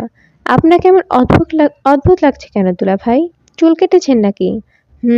বেশি ছোট করে ফেলেছে। খুব খারাপ লাগছে? লাগছে, বাদরের মতো দেখাচ্ছে। দিন সাথে ঘর থেকে বেরোবেন না, ঘরেই থাকুন। ঘরে বসে কলা টলা খান। কথাগুলো মুখ ফসকেই বলে ফেললাম, তবে কথাগুলো বলা মনে হয় ঠিক হয়নি। দুলাভাই সামনে থাকলে আমার নিজের উপর কোনো কন্ট্রোল থাকে না। কঠিন কঠিন কথা অত্যন্ত স্বাভাবিকভাবে বলতে পারি। আজকে ঠাট্টাটা মনে হচ্ছে একটু কড়া হয়ে গেছে। দুলাভাইয়ের মুখ থমথমে। ভাগ্যিস অনু আপার সামনে নেই, থাকলে সে কি করতো কে জানে। হয়তো কেঁদে কেটে ফেলতো। তবে দুলাভাই ব্যাপারটা ভালোই হজম করলেন। স্বাভাবিকভাবেই বললেন, অসুখের খবর দেবার জন্য এসেছো, না অন্য কোনো উদ্দেশ্য? আরেকটা উদ্দেশ্য আছে। আপনার কাছে কিছু টাকা হবে দুলাভাই? কিছু টাকা মানে? কত? এই ধরুন 5,000। মাথা খারাপ হয়েছে? 10-20 হলে দিতে পারি। বেশ, তাই না হয় দিন। দুলাভাই বিরস মুখে একটি 20 টাকার নোট বের করে দিলেন। আমি বললাম, উঠি দুলাভাই। এই বাড়িতে ঢোকা এবং বের হওয়া দুই বিরক্তকর। নানান ঘর দুয়ার পার হতে হয়। অপরিচিত সব মহিলারা সামনে পড়ে। তারা এমনভাবে তাকায়। বিশেষ করে দুলাভাইয়ের এক বোন, মলিনা না ফলিনা কি যেন নাম, আমার সঙ্গে তার অনেকবার দেখা হয়েছে। দেখা হওয়া মাত্র সে মুখ ঘুরিয়ে নেয়, ভ্রু কুঁচকায়, সামনে থেকে বিশ্রী ভঙ্গিতে উঠে চলে যায়। এরকম ভাবে উঠে চলে যায় যে নিজেকে খুব ছোট মনে হয়। আজও বেরোবার সময় মেয়েটিকে দেখলাম।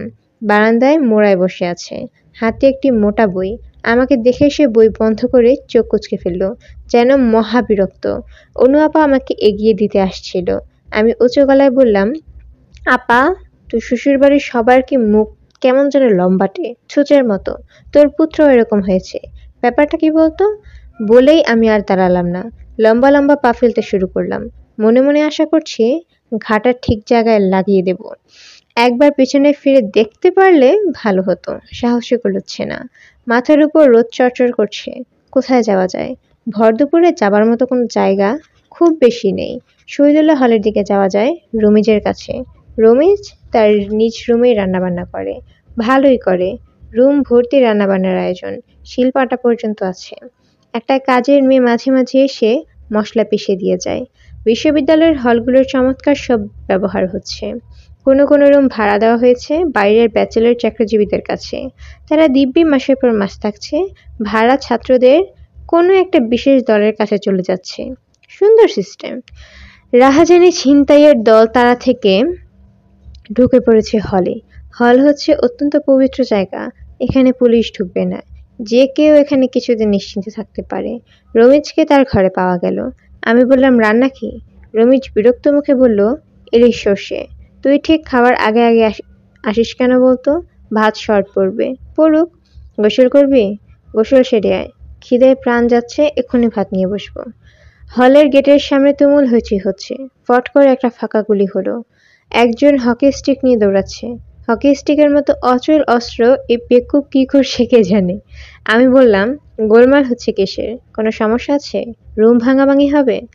না, অন্য ব্যাপার। তেমন কিছু না, একটা গাড়ি অ্যাক্সিডেন্ট করেছে। মালিককে ধরে নিয়ে আসা হয়েছে অ্যাটাক আছে, টাকা দিলে ছাড়া হবে। কোন পার্টি ধরলো জানি না, জাগ্রত ছাত্র সমাজ হবে। বেচারার অবস্থা কাহিল, হেভি মারধর হচ্ছে। স্যার আসছে না? পাগল হয়েছিস? স্যাররা এখন এখন বেরোবে? সব ঝামেলা মিটলে দু একজন উকি দেবে, জাগ্রত ছাত্র সমাজকে ধমক দেবে, এমন সাহস কোনো স্যারদের নেই। সব ভেরুয়া। ঝামেলা লাগলে স্ত্রীর আঁচলের বাতাস খায়। অ্যাক্সিডেন্টে যে আহত হয়েছে সে হলের ছাত্র নয়, বাইরের লোক। সে বাড়ি চলে গেছে। গাড়িওয়ালাকে ক্ষতিপূরণ দিতে হচ্ছে। এই ক্ষতিপূরণ কার কাছে যাবে কেউ জানে না। আমি বন্দিকে এক নজর দেখতে গেলাম। ঠোঁট কেটে বিশ্রী অবস্থা, চোখ রক্তবর্ণ। সে খালি গায়ে শুধুমাত্র একটা আন্ডারওয়্যার পরে বসে আছে। লোকটি আমার দিকে তাকিয়ে অদ্ভুত গলায় বলল, আমি কিছু করিনি। ফকির কিসিমের একটা লোক লাফ দিয়ে গাড়ির সামনে পড়ে গেছে। আমার অপরাধকে বুঝলাম না। আর অপরাধ যদি হয়ে থাকে বিচার হবে, আইন আছে, আদালত আছে। একজন ছাত্র এগিয়ে এসে প্রচণ্ড একটা চর বসিয়ে কর্কশ গলায় বলল, মানুষ মেরে বড় বড় কথা? আইন দেখায়। মানুষ তো মরে নাই ভাই। চুপ থাক। আপনারা কি করতে চান? মেরে ফেলতে চান? চুপ থাক শালা। 20,000 টাকা ফেল, তারপরে কথা। সন্ধ্যার মধ্যে 20,000 টাকা পাওয়া না গেলে পেট্রোল দিয়ে গাড়ি পুড়িয়ে দেব। আয় পেট্রোল নিয়ে আয়। মানুষ মেরেছে বলে কথা। যান, গাড়ি পুড়িয়ে ফেলুন। একটা পয়সা দেব না। তোর বাপ দেবে। শারাপ। রোগামতো একটা ছেলে এসে আচমকা লোকটি একটি ধাক্কা দিল। সে গড়িয়ে পড়ে গেল। আমি সরে এলাম। সময় বদলে যাচ্ছে। এখন সব তুচ্ছ মনে হয়। কিছুদিন পর হয়তো দেখা যাবে পকেটমার ধরা পড়েছে, তার চোখ তুলে ফেলা হচ্ছে। ছেলে বুড়ো খুব শীঘ্রই নিয়ে সেই দৃশ্য দেখতে গেছে। ঘন ঘন হাততালি পড়ছে। এর নামই সময়। সময়কে গাল দেয়া যাবে না। তোমরা সময়কে গাল দিও না। আমিই সময়। স্বয়ং আল্লাহ এই কথা বলেছেন। সময়কে কোনো দোষ দেওয়া যাবে না। ভাত খেতে খেতে বুঝতে পারলাম একটা মিটমাট হয়েছে। লোকটা চলে যাচ্ছে। তাকে একজনকে নিতে এসেছে। লোকটা তার কাঁধে ভর করে দিয়ে যাচ্ছে। তার দৃষ্টি ভাবলেশহীন। একজন ছাত্র বেশ মাইরিয়ার ভঙ্গিতে বলল, গাড়ি ঠিক মতো বুঝে নিন। গাড়িতে টাচ করা হয়নি। যেমন ছিল তেমন আছে। চাবি নিন। এরপর থেকে গাড়ি সাবধানে চালাবেন। পাবলিকের হাতে পড়লে যান শেষ করে দিত। আমরা ধরে নিয়ে এসেছি বলে বেঁচে গেলেন। লোকটি একটি কথারও জবাব দিচ্ছে না। রমেশ বলল, সর্ষে বাটা কেমন লাগছে? ভালো। 5 ফোড়ন ছিল না। 5 ফোড়নে একটু টাচ দিলে খেতে যে কি হতো। আমি অবাক হয়ে রমেশকে লক্ষ্য করলাম। একটু আগে ঘটে যাওয়া ঘটনা তাকে মোটেও স্পর্শ করেনি। ওই প্রসঙ্গে কোনো কথাই বলছে না। বীরু, কি? এসে তোকে খুঁজছিল। খুব না তো কি দরকার? আমার কাছে এসেছে, তোর বাসার ঠিকানা চাইলো। বাসার ঠিকানা তো জানে, তোর কাছে আসবে কেন?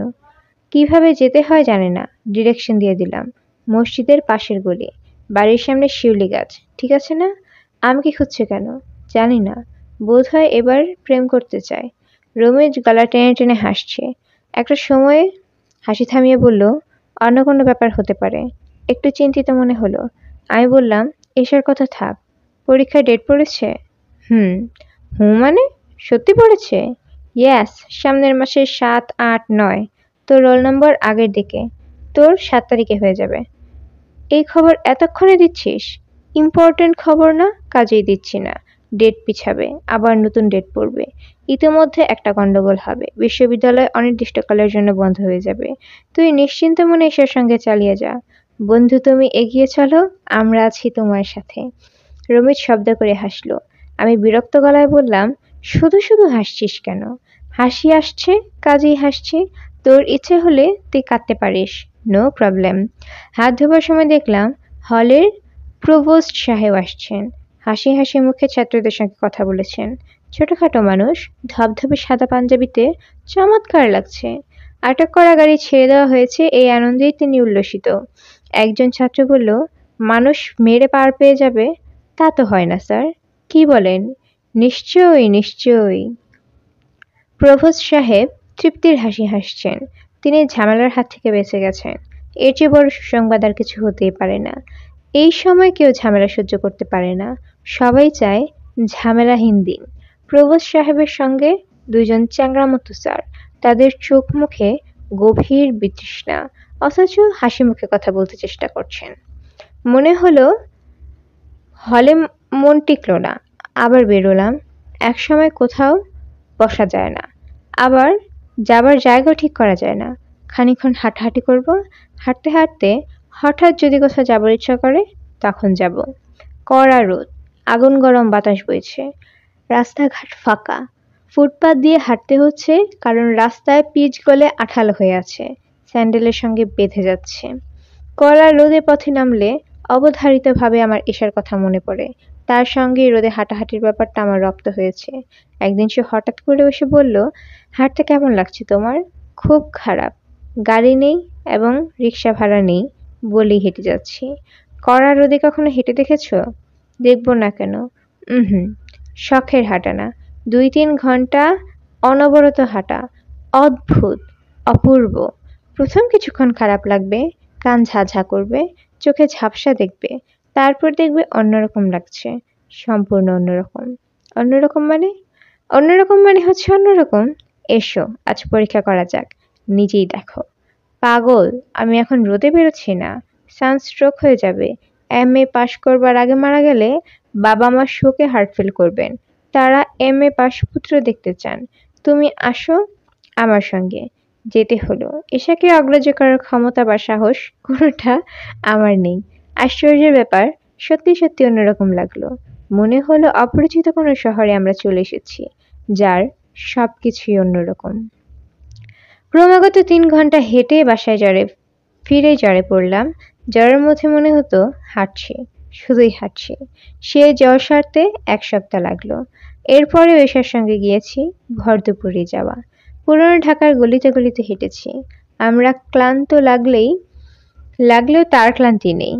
আমি যদি বলি চলো কোথাও বসে একটু রেস্ট নেই, এসে অবাক হয়ে বলে, এখনই টায়ার্ড? সবে তো যাত্রা শুরু। প্লিজ, আর পারছি না। চলো তাহলে কোনো চায়ের দোকানে বসি। কত বিচিত্র ধরনের চায়ের দোকানে এশাকে নিয়ে গিয়েছি। রাস্তার পাশে, বটগাছের নিচে, সিঁড়ির নিচে খুপড়িতে। একবার এক চায়ের দোকানি বলল, এখানে মেয়ে ছেলে নিয়ে আসা যাবে না, অন্যখানে যান। এসে বলল, মেয়ে ছেলে কি দোষ করলো? অসুবিধা আছে।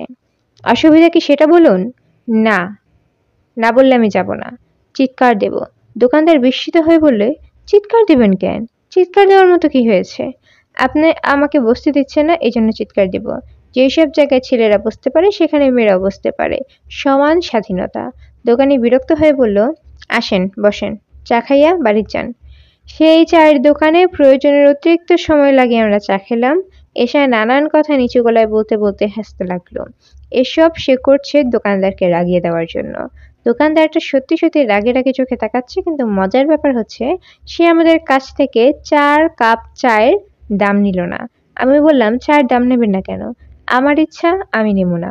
বড় যন্ত্রণা করছেন, অখন যান, বিদায় হন। এরপরেও আমরা অনেকবার গিয়েছি। দোকানি প্রতিবারই বিরক্ত হয়েছেন, কিন্তু কোনোবার পয়সা নেননি। কেন নেয়নি কে জানে। সব মানুষের মধ্যে অনেক রকম রহস্য থাকে। এর তেজ মরে আসছে। এখন আর হাঁটতে ভালো লাগছে না। ওই চায়ের দোকানটায় গেলে কেমন হয়? 1 কাপ চা এখন নিশ্চয়ই খাওয়া যেতে পারে। আজ সে পয়সা নেবে কিনা কে জানে। হয়তো নেবে, এশার সঙ্গে থাকলে নিত না। এই পরীক্ষাটাও হয়ে যাক, এশাবিহীন অবস্থায় কি হয়। চায়ের দোকানির নাম রমজান। গোলগাল মুখ, মাথা ভর্তি বারবি চুল, চোখ দুটি আরো বড় বড় হলে মধ্যবয়সের কবি নজরুলের হিসেবে চালিয়ে দেওয়া যেত। রমজান আমার দিকে আগ্রহ নিয়ে তাকালো, হাই তুলে বলল, মুন্সি, এনারে চা দে। চা খাবার সময় লক্ষ্য করলাম সে একবারও আমার দিকে তাকাচ্ছে না। 1 টাকা চায়ের দাম দিলাম। সে নির্বিকার ভঙ্গিতে ক্যাশ বাক্সে রেখে দিল। আমি বললাম, এশা কি এর মধ্যে এসেছিল? ওই যে মেয়েটা আমার সঙ্গে, রোগা লম্বা, কাঁধে সবসময় একটা ব্যাগ। আসে মাঝে মধ্যে। একা? না, চশমাওয়ালা একজন সাথে থাকে। ছেলে নামে? ছেলে, সুন্দর মতো একজন। এই বলেই রমজান একটা উপহাসের হাসি দিল। বোধহয় সে ভেবেছিল এটা শোনার পর আমি উ বলে চিৎকার করে বুকে হাত রেখে বসে বসবো। রমজান তাকাচ্ছে টেরা চোখে। আমি বললাম, চশমা পরা ছেলে? খুব ফর্সা? ও হচ্ছে তার স্বামী, ওর নাম মুনির। রমজানের মুখ এবার হা হয়ে গেল। এটা শোনার জন্য সে বোধহয় প্রস্তুত ছিল না। মানুষকে পুরোপুরি বেকুব বানানোর একটা অন্যরকম মজা আছে। কেমন ড্যাব ড্যাব করে তাকাচ্ছে বেটা। ওনার বিহা হইছে? হবে না, বয়স তো কম হয়নি। একটা ছেলে আছে 2 বছর বয়স, মন্টু নাম। আপনি ওনার কে হন? কেউ হই না, খাতিরের লোক। লোকটির দিকে তাকিয়ে চোখ টেপার একটা ইচ্ছা হচ্ছিল, কিন্তু পারা গেল না। এই টেকনিকটা শিখে নিতে পারিনি। চোখ টিপলে 2 চোখ একসঙ্গে বন্ধ হয়ে যায়। আমি বেরিয়ে এলাম। রমজান বেটাকে পুরোপুরি বেকআপ বানানো যায়নি। সে গল্পটা বিশ্বাস করেনি। একটা ছেলে আছে না বলে আমি যদি ঘটনাটা কাচিয়ে ফেলেছি, ওইটা না বললে সে বিশ্বাস করত। বিশ্বাসযোগ্য হয়ে মিথ্যা কথা বলা খুব কঠিন কাজ। আমার চেনা জানার মধ্যে এই কাজটি সবচেয়ে ভালো করতে পারে মাসুম। মাসুমের চোখ বড় বড়, সমস্ত চেহারায় ভালো মানুষের একটা ভাব আছে। সে চট করে নিজের চোখে পানি নিয়ে আসতে পারে। আমরা সবাই জানি মাসুমের স্বভাবই হচ্ছে মিথ্যা কথা। সে যখন কিছু বলে আমরা সঙ্গে সঙ্গে বিশ্বাস করে ফেলি। একদিন 3rd ইয়ার ক্লাস হচ্ছে, নবী স্যার ক্লাস নিচ্ছেন।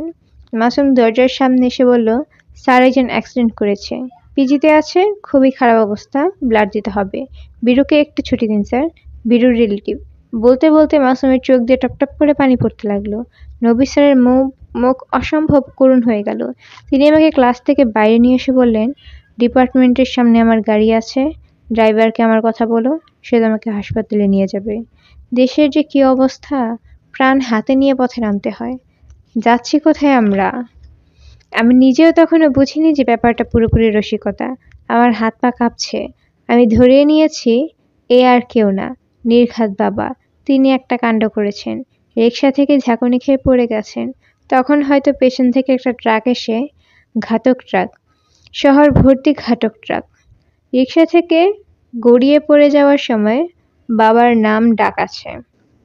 বিনা ঝাঁকুনিতেও তিনি গড়িয়ে পড়ে যান। গত মাসে এই কাণ্ড করে চশমা ভেঙেছেন। 350 টাকা লেগেছে চশমা সারাতে। এই টাকার চাপ সামলানোর জন্য বাড়ি ভাড়া দেওয়া হয়নি। এখন চাপ দিচ্ছে বাড়িওয়ালা। সকাল দুপুর সন্ধে 3 বেলা তিনি নিজে আসছেন কিংবা ভাইস্তাকে পাঠাচ্ছেন। প্রতিবারই মা তাদের খুব সমাদর করেন, চা বিস্কিট এইসব পাঠাচ্ছেন। দরজার আড়াল থেকে বলছেন, সামনের মাসের 2 তারিখে 2টা একসঙ্গে মিটিয়ে দেব। এই মাসে একটু ঝামেলা হয়ে গেছে, কিছু মনে করবেন না। এরকম তো কখনো হয় না। উনি বাড়ি ভাড়ার ব্যাপারে খুব সাবধান। ইতং বিতং কত কথা আমার। এইসব ঝামেলার কথাগুলি আমরা সবাই মাকে দিয়ে বলাই। পারুল একবার একটা ঝামেলা বাঁধালো, পাড়ার নাটকে অভিনয় করবে। আমাদের গোষ্ঠীতে কেউ অভিনয়ের জানে না, কিন্তু সে পেয়ে গেল নায়িকার পার্ট। নাটকের নাম নয়া ফসল। খুবই বিপ্লবী জিনিস। মোড়ল মরা নাটক। শেষ দৃশ্যে জাগ্রত জনতা গ্রামের মোড়লকে পিটিয়ে মেরে ফেলে। তখন নাটকের নায়িকা আলুথালু বেশে স্টেজের মাঝখানে ছুটে এসে বলে, এত অল্প রক্তে হবে না, চাই চাই আরো রক্ত চাই, রক্তের নদী চাই, রক্তের সাগর চাই, ইত্যাদি ইত্যাদি। রোজ রিহার্সেল বিকালে শুরু হতো, শেষ হতো সন্ধ্যায়। একদিন রিহার্সেলে কি যেন হয়েছে, পারুল কাঁদতে কাঁদতে বাড়ি ফিরেছে। নাটক করবে না। নাট্য পরিদর্শক রোজ বাসায় এসে বসে থাকে। পারুল নিজে তার সঙ্গে কথা বলে না, মাকে পাঠায়। মা চিকন গলায় বলল, ওর গায়ে তো জ্বর, হামের মতো গুটি গুটি বের হয়েছে। ধীরেনবাবু ওষুধ দিচ্ছেন, তোমরা অন্য কাউকে দিয়ে নাটক করাও। ধীরেনবাবু বলেছেন একে মাসখানেক রেস্ট নিতে হবে। মাসুমের কথায় ফিরে যাই। ব্যাটা তো আমাকে বের করে নিয়ে এলো, আমি ঠিকমতো পা পর্যন্ত ফেলতে পারছি না। চোখের সামনে দেখতে পাচ্ছি হাসপাতালের বেডে বাবা লম্বা হয়ে পড়ে আছেন, স্যালাইন ট্যালাইন দেওয়া হচ্ছে, মা ঘন ঘন ফিট হচ্ছেন। মাসুম বলল, তোর কাছে সিগারেট আছে? তখন বুঝতে পারলাম ব্যাপারটা রসিকতা। মাসুম গলা নামিয়ে বলল, নবী স্যারের গাড়ি নিয়ে যাবে? কোথায়? ইয়াকুবের বাসায়। আমি যাব, তুই যাবি, আর ইয়াকুবও চলে আসবে। স্যারের গাড়ি নিয়ে আমরা পিজি পর্যন্ত গেলাম। ড্রাইভারকে বললাম, থ্যাঙ্কস ভাই, স্যারকে বলবেন বড় উপকার হয়েছে।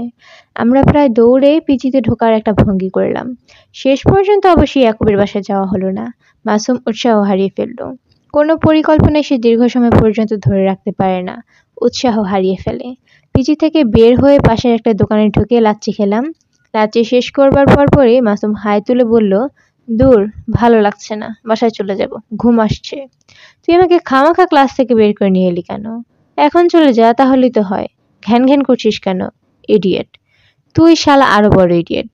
আমাকে আর দ্বিতীয় কথা বলার সুযোগ না দিয়ে মাসুম লম্বা লম্বা পা ফেলে বাস স্ট্যান্ডের দিকে এগিয়ে গেল। শীষ দিয়ে কি যেন একটা গান গাইছে, ইয়ে মেরা সাংদিল। সাংদিল ব্যাপারটা কি কে জানে। আমার তেমন কোনো বন্ধু বান্ধব নেই। মাসুমকে মাঝে মাঝে মাঝে মাঝে বন্ধু বলে মনে হয়, সেটা বোধহয় ঠিক না। সে সবারই বন্ধু, বিশ্ববন্ধু। প্রথম দিনের আলাপে সে তুমিতে চলে যায় এবং অবলীলায় বলে, একটা টাকা যদি থাকে দাও তো, বাস ভাড়া নেই। অল গন।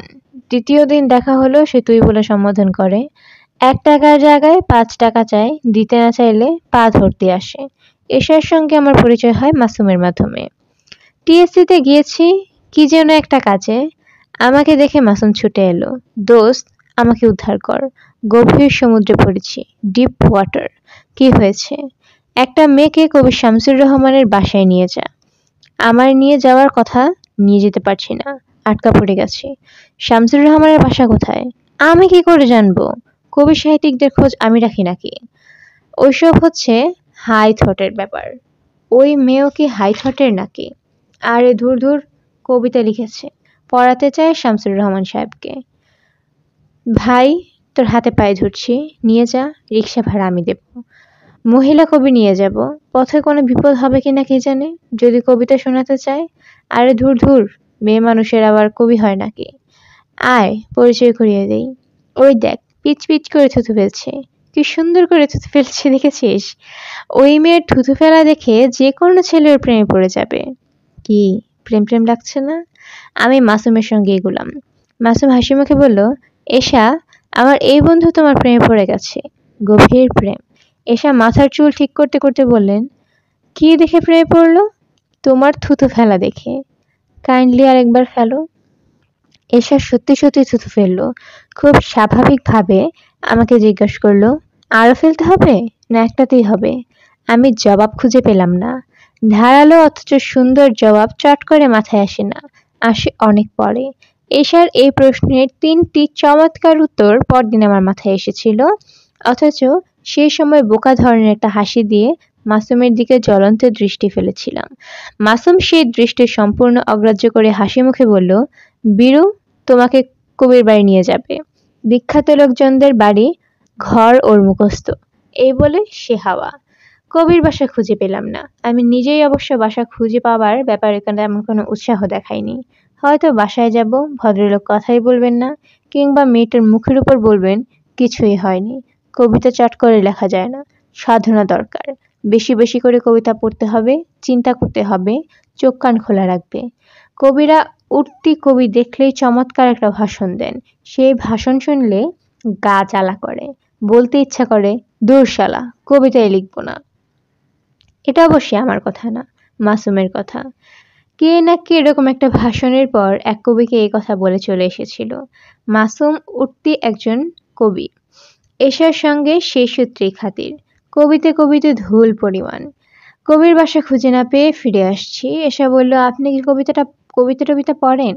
আমি গম্ভীর গলায় বললাম, গল্প, কবিতা, প্রবন্ধ কিছুই পড়ি না, পড়বার ইচ্ছাও নেই। এশা খিলখিল করে হেসে ফেলল। আরো অনেকের মতো আমিও এই হাসি শুনেই এশার প্রেমে পড়েছি। ওর থুতু ফেলা দেখে নয়। এত সুন্দর করে যে কেউ হাসতে পারে, এই সম্পর্কে আমার ধারণাই ছিল না। মাসুমের খুঁজে গেলে কেমন হয়?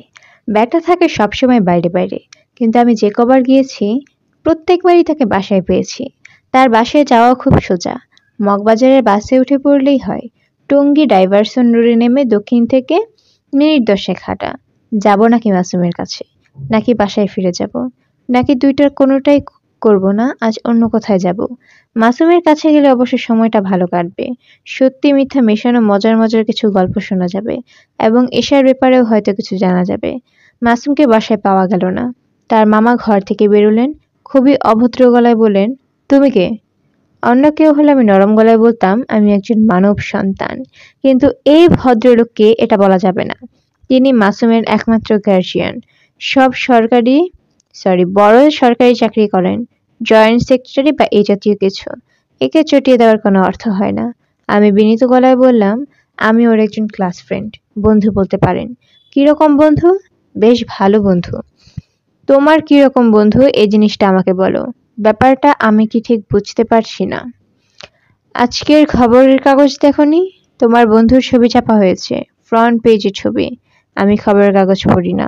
ভালো কথা, খুব ভালো কথা। আমি ভেবেছিলাম খবরের কাগজ পড়ে তারপর এখানে এসেছো। নাও, এখানেই আছে। আগে পড়ো, তারপর কথা বলবো। খবরটা পড়লাম। ছবিও সত্যি সত্যি ছাপা হয়েছে। তবে বলে না দিলে বোঝা মুশকিল যে এ মাসুম। আরো ৩টা ছেলে এবং গোটা ১০ মেয়ের সঙ্গে তোলা গ্রুপ ছবি। অসামাজিক কার্যকলাপের জন্য পুলিশ এদের ধরেছে। পড়লে নিউজটা? জি, পড়লাম। আমার বাবা ছিলেন মাদ্রাসার প্রিন্সিপাল। সারা জীবনে একটা মিথ্যা কথা বলেননি। এক ওয়াক্ত নামাজ কাজা করেন। কারোর কি এই ঘটনা জানতে বাকি থাকবে বলো? সারা বাংলাদেশের লোক কি এ ছবি দেখবে না? সব পত্রিকায় ছাপা হয়েছে? না, এই একটাতেই ছাপা হয়েছে। পত্রিকাটাই হচ্ছে ফাজিল ধরনের, আজে বাজে নিউজ দিয়ে ভর্তি থাকে। এই নিউজ কি ফার্স্ট পেজে আসার মতো নিউজ? নিউজ করেছিস করেছিস, এত বড় একটা ছবি দেওয়ার দরকার কি? আমি সান্ত্বনার সুরে বললাম, মাসুমকে কিন্তু ছবিতে চেনা যাচ্ছে না। আপনি বলে না দিলে আমি চিনতে পারতাম না। ভদ্রলোক কিছুটা আশ্বস্ত হলেন বলে মনে হলো। গলার স্বর খানিকটা নামিয়ে বললেন, তোমার অনার্সের রেজাল্ট কি? এটা হচ্ছে আমাকে যাচাই করার একটা চেষ্টা আমি কি ধরনের ছাত্র। মাসুমের লেভেলের না উঁচু লেভেলের সেটা জেনে নেওয়া। আমি কাজ ঝাঁকিয়ে বললাম, খুব একটা ভালো করতে পারিনি, অবশ্যই ফার্স্ট ক্লাস ছিল। এই সরল মিথ্যাটাও বললাম ভদ্রলোককে আরো ঠান্ডা করে দেওয়ার জন্য। আশা করা যাচ্ছে মাসুমের প্রতি তিনি খানিকটা সদয় হবেন। ফার্স্ট ক্লাস পাওয়া ছেলে তার ভাগ্নের বন্ধু। ফার্স্ট ক্লাস ছিল? জি, গুড, ভেরি গুড। তোমরা থাকতে এই অবস্থা কেন বলো দেখি? লজ্জায় আমার মাথা কাটা যাচ্ছে। ঘরে আমার বড় বড় মেয়ে, খবরের কাগজ তো তারাও পড়েছে নাকি? কি কি ভাবছে কে জানে। তুমি বসো, দাঁড়িয়ে আছো কেন? আমি বসলাম। বেলের শরবত খাবে? আমার স্ত্রী বানাচ্ছে, খাও একটু, পেট ঠান্ডা থাকবে। খুব উপকারী জিনিস। ১৩-১৪ বছরের সুন্দর একটা মেয়ে সে বেলের শরবত দিয়ে গেল। মাসুমের মামা অন্তরঙ্গ ভঙ্গিতে কথা বলতে লাগলেন। আমার স্ত্রী কমপ্লেন করত, সে প্রায় নাকি মাসুমের মুখ থেকে মদের গন্ধ পায়। উল্টো আমি তাকে ধমক দিতাম। আমি বলতাম, মদের গন্ধ তুমি চেনো নাকি? এখন তো মনে হচ্ছে সবই সত্যি। গাঁজা টাজাও বোধহয় খায়। জি না, গাঁজা খায় না। খায় খায়। একদিন আমি নিজে তার ঘরে ঢুকে বিকট গন্ধ পেলাম। নাড়ি উল্টে আসে। সস্তা সিগারেট খায় তো, ওই সিগারেটের গন্ধ। নন স্মোকারদের কাছে ওই গন্ধই মনে হয় গাঁজার গন্ধ। তাই বা খাবে কেন? নেশার পেছনে এই বয়সে সে পয়সা খরচ করবে কেন? এ হচ্ছে আমার বড় বোনের ছেলে। অল্প বয়সে ৩টা বাচ্চা নিয়ে বোন বিধবা হলো। 71-এর বিধবা। সবাই ধরে বেঁধে আবার বিয়ে দিল। ওই হাজবেন্ড বাচ্চাগুলো দেখতে পারে না। কি আর করব? আমরা ভাগাভাগি করে বাচ্চাগুলো নিলাম। এই হারামজাদাটা পড়লো আমার ভাগে। অথচ তখন কি শান্ত ছিল? লুকিয়ে লুকিয়ে কাঁদতো। আমি চুপ করে রইলাম। মাসুম সম্পর্কে এইসব তথ্য কিছুই জানতাম না। মাসুমের মামা বলছেন সুন্দর করে, শুরুতে লোকটাকে যতটা খারাপ মনে হচ্ছিল এখন দেখছি তা না, লোকটা ভালো মানুষ। মাসুম কি এখন হাজতে আছে? আরে না, হাজতে থাকবে কি? সকালে ছাড়িয়ে নিয়ে এসেছি। ছোটাছুটি দৌড়াদৌড়ি। আজ অফিস কামাই হয়ে গেছে। ও গেছে কোথায়? যাবে আবার কোথায়? মোড়ের চায়ের দোকানে বসে আছে। দুপুরে ভাত খাবার জন্য ডেকে পাঠিয়েছি, আসেনি। তেজ দেখাচ্ছে। চর দিয়ে দাঁত ফেলে দিলে তেজ কমবে। হারামজাদা। মামা, আমি তাহলে উঠি? দেখি ওকে পাই কিনা। আমার মামা ডাকে ভদ্রলোক একেবারে গলে গেলেন। আমাকে এগিয়ে দেবার জন্য গেট পর্যন্ত এলেন। নিচু গলায় বললেন, বুঝিয়ে সুঝিয়ে পাঠিয়ে দাও। আর তোমার বন্ধু বান্ধবরা সৎ পরামর্শ দিও। বাপ নেই ছেলে, মাও তো বলতে গেলে নেই। মাসুম মুখ লম্বা করে বসে আছে। আমাকে দেখে উঠে এলো না। যেভাবে বসেছিল সেভাবেই বসে আছে। তার সামনে চায়ের কাপ। চায়ে চুমুক দেয়নি। ভরা কাপে ২-৩টা সিগারেটের টুকরা ভাসছে। আমি তার সামনে চেয়ারে বসতে বসতে বললাম, তুই তো বিখ্যাত হয়ে গেলি। ফ্রন্ট পেজে ছবি চলে এসেছে। মাসুম ফিক করে হেসে ফেলল, যেন আমার কথায় মজা পেয়ে গেছে। সে হাসি মুখে বলল, পাকে চক্রে আটকে পড়লাম রে দোস্ত। ভিক্টোরিয়া পার্কে ব্যাপারটা ঘটল। আমি দরদাম কি করে হয় ওইটা দাঁড়িয়ে দাঁড়িয়ে দেখছি। ইন্টারেস্টিং ব্যাপার, 2 ধরনের মেয়ে আছে। এক ধরনের মেয়েদের হচ্ছে ফিক্সড প্রাইস, অন্য আরেক ধরনের মেয়ে আছে মাছের দামের মতো, দরাদরি হতে থাকে। আমি হাঁ করে তাকিয়ে দেখছি, ফট করে এসে পড়লো পুলিশ। 20টা টাকা পকেটে থাকলে চলে আসতে পারতাম, কিন্তু এমনই কপাল, পকেটে পয়সা ছিল না। আমি বললাম, পুলিশ কি তোকে ধোলাই দিল নাকি? তেমন না, অল্প স্বল্প। পেটে একটা মাইল্ড খুশি, মুখেও 2-একটা মারলো, সফট ধরনের। তোর তো মনে হচ্ছে ফাটিয়ে দিয়েছে, হাসতে এখন বোধহয় অসুবিধা হচ্ছে, হয় না? তুই শালা রসিক আছিস, চা খাবি? না। এরা আফিং দিয়ে চা বানায়, খেয়ে দেখ 1 কাপ, নেশা লেগে যাবে। আফিং দিয়ে চা বানায় মানে? কি একটা যেন দেয়, খালি খেতে ইচ্ছে করে। আমি একবার পরপর 8 কাপ চা খেয়েছি, তারপর দেখি মাথা ঘুরছে। আবার মিথ্যা বলছিস? মিথ্যা বলবো কেন? তোর সামনেই তো 1 কাপ চা পড়ে আছে, মুখে তুলিসনি বলে মনে হচ্ছে। মনটা ভালো নেই দোস্ত, মলিনার জন্য খারাপ লাগছে, খুব খারাপ লাগছে। মলিনাকে ধরা পড়েছে আমাদের সাথে, বড় ভালো মেয়ে, কিরকম ঠান্ডা চেহারা, চোখগুলির ওপর মায়া পড়ে আছে এরকম মনে হয়। আর গলার স্বরটি কি অদ্ভুত, শুধু শুনতে ইচ্ছে করে। অল্প কিছুক্ষণ ওর কথা শুনে নেশা ধরে যায়, মনে হয় খালি কথাই শুনি। তুই তো দূরে দাঁড়িয়ে দরদাম করা দেখছিলি, এত কিছু শুনলি কখন? হাজতে কথা হয়েছে। হাজতে তো যতদূর জানি ছেলেদের আর মেয়েদের আলাদা আলাদা রাখে। মাসুম চুপ করে রইল, ফোঁস করে একটা নিঃশ্বাস ফেলল। উঠি রে মাসুম, বাসায় যা, তোর মামা মনে হচ্ছে পেরেশান, বাসায় গিয়ে ভাত টাত খা।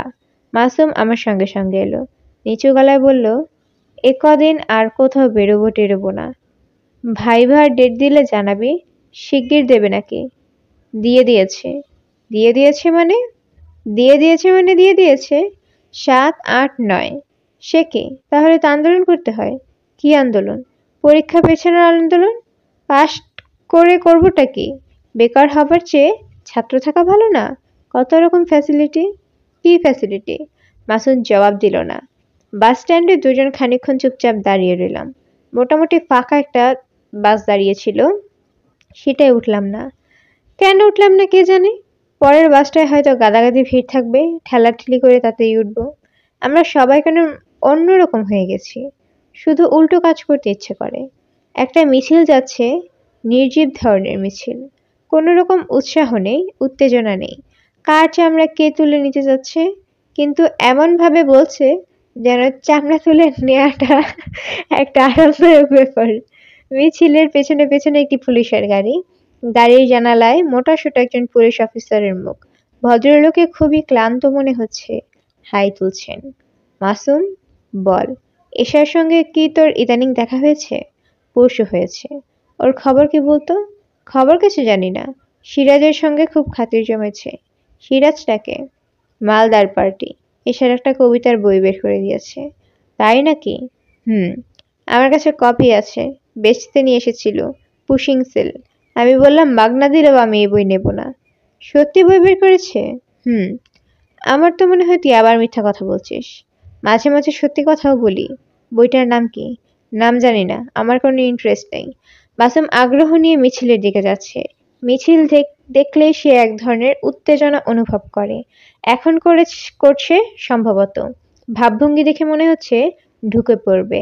মাসুম পিচ করে একদলা থুতু ফেলল। মাদি মার্কা একটা মিছিল বের করেছে, নেতাটা দেখেছিস? পান খাচ্ছে, আঙুলে আবার চুন। এই শালা মিছিল করবে কি? কিছু একটা করা দরকার বীরু। পুলিশের গাড়িতে দুটো ইটের চাকা মারলেই খেলা জমে যাবে। আয় না। পাগল, দেশটা কেমন ঝিম মেরে গেছে, উত্তেজনা নেই, ফায়ার নেই। ওই শালা নেতার দিকে তাকিয়ে দেখ, হারামজাদা এখন সিগারেট ধরাচ্ছে। দাঁড়া, খেলা জমিয়ে দেই, ভেলকি লাগিয়ে দেই। পটকা ফটকা থাকলে ভালো হতো। আমি উদ্বিগ্ন গলায় বললাম, আমি আগে বাসে উঠি, বিদেয় হই, তারপর যা ইচ্ছা কর। তাড়াতাড়ি চলে যা, হেভি গাঞ্জাম লাগিয়ে দেব। আমি দ্রুত বাসে উঠে পড়লাম। মাসুম চোখ মুখ শক্ত করে দাঁড়িয়ে আছে, বোঝাই যাচ্ছে কাণ্ড কিছু একটা করবে। আমার বাস চলে নেওয়া যাওয়া পর্যন্ত অপেক্ষা করবে। অপেক্ষা করবে কি না কে জানে। আমি বাসের জানালা গলে হাত নাড়লাম। মাসুম দেখলো কি দেখলো না বুঝতে পারলাম না। মুখ শক্ত করে আগের মতোই দাঁড়িয়ে রইল। বাস ছেড়ে দিল। দেখতে দেখতে ঝড়ের গতি। প্রতিটি বাস এবং ট্রাকের ড্রাইভাররা সম্ভবত নিয়তিবাদী। যা হবার হবে এইরকম একটা ভাব করে এক্সিলারেটর চাপতে থাকে। সামনের বড় রকমের জটলা থাকলে হয়তোবা চোখও বন্ধ করে ফেলে। মতি মিয়া নামের একজন ট্রাক ড্রাইভার আমার সঙ্গে খানিকটা আলাপ আছে। তার কাছে শুনেছি ঢাকা শহরে নাকি একজন কামেল আদমির কন্ট্রোলের আছে। সেই কামেল আদমির হুকুম ছাড়া কিছুই হওয়ার উপায় নেই। কাজেই সাবধান হয়ে ট্রাক চালালে যে কথা, অসাবধান হয়ে ট্রাক চালালেও একই কথা। অ্যাক্সিডেন্ট হবার হলে হবেই। সেই কালে আদমির ঠিকানাও মতি মিয়া জানে। একদিন আমাকে নিয়ে যাবে এরকম কথা আছে। ভেবে রেখেছি যাব, দেখে আসব। পৃথিবীতে দেখার জিনিসের শেষ নেই। অনেক কিছুই তো দেখলাম, একজন কামেল আদমিও দেখে আসি। মনে হয় ভদ্রলোকের একটি চেহারা কল্পনা করে রেখেছি। ৩ মণের মতো ওজন। এখন পর্যন্ত কোনো রোগা পীর আমার চোখে পড়েনি। ঐশ্বরিক ব্যাপার-স্যাপার এবং শরীরের মেদ এই দুইয়ের মধ্যে একটা সম্পর্ক আছে বলে আমার এই ধারণা। ভদ্রলোকের গা থেকে নিশ্চয়ই ভুর ভুর করে আতরের গন্ধ বেরোচ্ছে। চোখে সুরমা দেওয়া, চোখ দুটি দেখাবে কোমল। ভদ্রলোকের কণ্ঠস্বর হবে মোলায়েম, যাকে বলে সিল্কি ভয়েস। এদের সবকিছুই মোলায়েম থাকে। গলার স্বর মোলায়েম, কথাবার্তা মোলায়েম, শরীর মোলায়েম, শুধু অন্তরটা কঠিন। ৭১-এ তাই দেখা গেছে। বাস বড় রকমের একটা ঝাঁকুনি খেয়ে হঠাৎ চলতে শুরু করলো, আর ঠিক তখন এশাকে দেখলাম রাস্তা পার হচ্ছে। তার রাস্তা পার হবার টেকনিকটা চমৎকার। ডান বাম কোনো দিকেই তাকাবে না, মাথা নিচু করে ছোট ছোট পা ফেলবে। ভাব দেখে মনে হবে সে অন্ধ এবং বধির। গাড়ি, হর্ন, রিকশার টুনটুন কোনো কিছুই তাকে স্পর্শ করবে না। একদিন রাগ করে বলেছিলাম, কি সব ছেলে মানুষই করো, কোনো অসাবধান ড্রাইভার যদি তোমার উপর গাড়ি তুলে দেয় তখন? তুলবে না এরকম মনে করার কারণ কি? কারণ হচ্ছে ওরা যখনই দেখবে খুবই অসাবধান একটা মেয়ে রাস্তা পার হচ্ছে, তখন ওরা সাবধান হয়ে যাবে। ওরা নাও তো দেখতে পারে। দেখবেই। কারণ আমি একজন রূপবতী মেয়ে। রূপবতী একটি মেয়েকে দেখবে না তা কি হয়? আর যদি গাড়ি তুলেই দেয়, রাস্তায় মরে পড়ে থাকবো। বিখ্যাত একজন কবি রাস্তায় মরে পড়েছিলেন, তার সঙ্গে একটা মিল পাওয়া যাবে। বিখ্যাত কবিটা কে? জীবনানন্দ দাশ। আমি অবলীলায় বললাম, সে আবার কে? এসে আহত গলায় বলল, ঠাট্টা করছো? না, ঠাট্টা করবো কেন? নামও শুনিনি। সত্যি নাম শুনোনি? একজন শিক্ষিত ছেলে হয়ে তুমি এসব কি বলছো? আমি শিক্ষিত এই কথাটা তোমাকে কি বললো? এসব ফোঁস করে বলল, আমার হাত ছাড়ো। আমি হাসি মুখে বললাম, আমি তোমার হাত ধরে নেই। হাত ছাড়ার কথা উঠছে কেন? এসা যেন একটু লজ্জা পেল, আর আমার মনটা হলো খারাপ। এশা এইভাবে বলল, আমার হাত ছাড়ো, তা দেখে মনে হয় অনেকেই নিশ্চয়ই এশার মন খারাপ করে দেওয়ার মতো কিছু কথাবার্তা তার হাত ধরে রেখেই বলে। তখন এশা বলে, আমার হাত ছাড়ো। বলতে বলতে এটা তার অভ্যাস হয়ে গেছে। যে কেউ এশার হাত ধরতে পারে, তাতে এশা কিছু মনে করবে না। জীবনানন্দ দাশের নাম আমি কেন শুনবো না? আমাদের কাজই তো হচ্ছে বিখ্যাত লোকেদের নাম শোনা, প্রতিভাবান ব্যক্তিরা প্রতিভা দেখে মুগ্ধ হওয়া, দীর্ঘ নিঃশ্বাস ফেলে ভাবা, আহারে আমি কেন এরকম হতে পারলাম না? ঈশ্বরের সঙ্গে কথাবার্তা বলার সুযোগ যদি কখনো হয়, তাকে অবশ্যই জিজ্ঞাসা করতে হবে, জনাব, আপনি অল্প কিছু মানুষকে প্রতিভা দিয়ে পাঠালেন আর আমাদের বানালেন ভেজিটেবল। এ কাজটা কি করা উচিত হলো? সাম্যবাদী স্পিরিট আপনার মধ্যে এলো না কেন বলুন তো? এশাকে অবাক করে দেবার জন্য জীবনানন্দের 2টি কবিতা মুখস্থ করে ফেললাম। তেমন কোনো সুযোগ পেলে আবৃত্তি করা যাবে। 3 মাসের মধ্যে কোনো সুযোগ পাওয়া গেল না। এশার সঙ্গে বেশ কয়েকবার দেখা হলো। 2বার গুলিস্তানের মোড়ে, 1বার এলিফ্যান্ট রোড, বেশ কয়েকবার মধুর ক্যান্টিনে। এইসব জায়গায় নিশ্চয়ই বলা যায় না, ঘুমায়ে পড়িব আমি একদিন তোমার নক্ষত্রের রাতে, শিয়রে বৈশাখ মেঘ, সাদা সাদা যেন করির শঙ্খের পাহাড়, নদীর ওপার থেকে চেয়ে রবে কেন এক শঙ্খ বালিকার ধূসর রূপে মনে হবে। অবশ্যই একবার কবিতা শোনাবার সুযোগ তৈরি হলো। এশার সঙ্গে রিকশায় করে যাচ্ছি। মেঘলা দুপুর, মোটামুটি ফাঁকা রাস্তা, রিকশাওয়ালাও বুড়ো। আমাদের কথাবার্তা কিছু শুনছে বলে মনে হচ্ছে না। এশার মন খুব ভালো এবং তরল অবস্থায় আছে বলেও মনে হলো। আমার কবিতাটা মনে মনে একবার আবৃত্তি করে নিতে ইচ্ছে হলো, করেও নিলাম, যাতে ঠিক সময় আটকে না যাই। ঘুমিয়ে পড়িব আমি একদিন তোমার নক্ষত্রের রাতে, শিয়রে দ্বিতীয় লাইনে গন্ডগোল হয়ে গেল। শিওরে কি তাই ভুলে গেলাম। বৈশাখ মাস নাকি ভাদ্র মাস? মনে হচ্ছে শিওরে খুব সম্ভবত আষাঢ় মাস, কারণ এই মাসটা নিয়ে কবিদের মাতামাতি বেশি। এশাকে কবিতা শোনালো হলো না। ভালোই হলো, হয়তো সে হেসে ফেলতো। তার পক্ষে সেটাই স্বাভাবিক। মনিরুজ্জামান নামের এক ছোকরা অধ্যাপক একবার এশাকে প্রেম নিবেদন করেছিল। গদগদ গলায় বলেছিল, এশা, আমি তোমাকে ভালোবাসি। এশা তৎক্ষণাৎ বলেছে, আমি আপনাকে ভালোবাসি। কাজেই শোধবোধ হয়ে গেল। এখন আর ওই নিয়ে কথা বলবেন না। মনিরুজ্জামান পরবর্তী সময়ে এশাকে নিয়ে অনেক আজে বাজে কথা রটিয়েছিল। এশা তাতে খুব মজা পেয়েছে।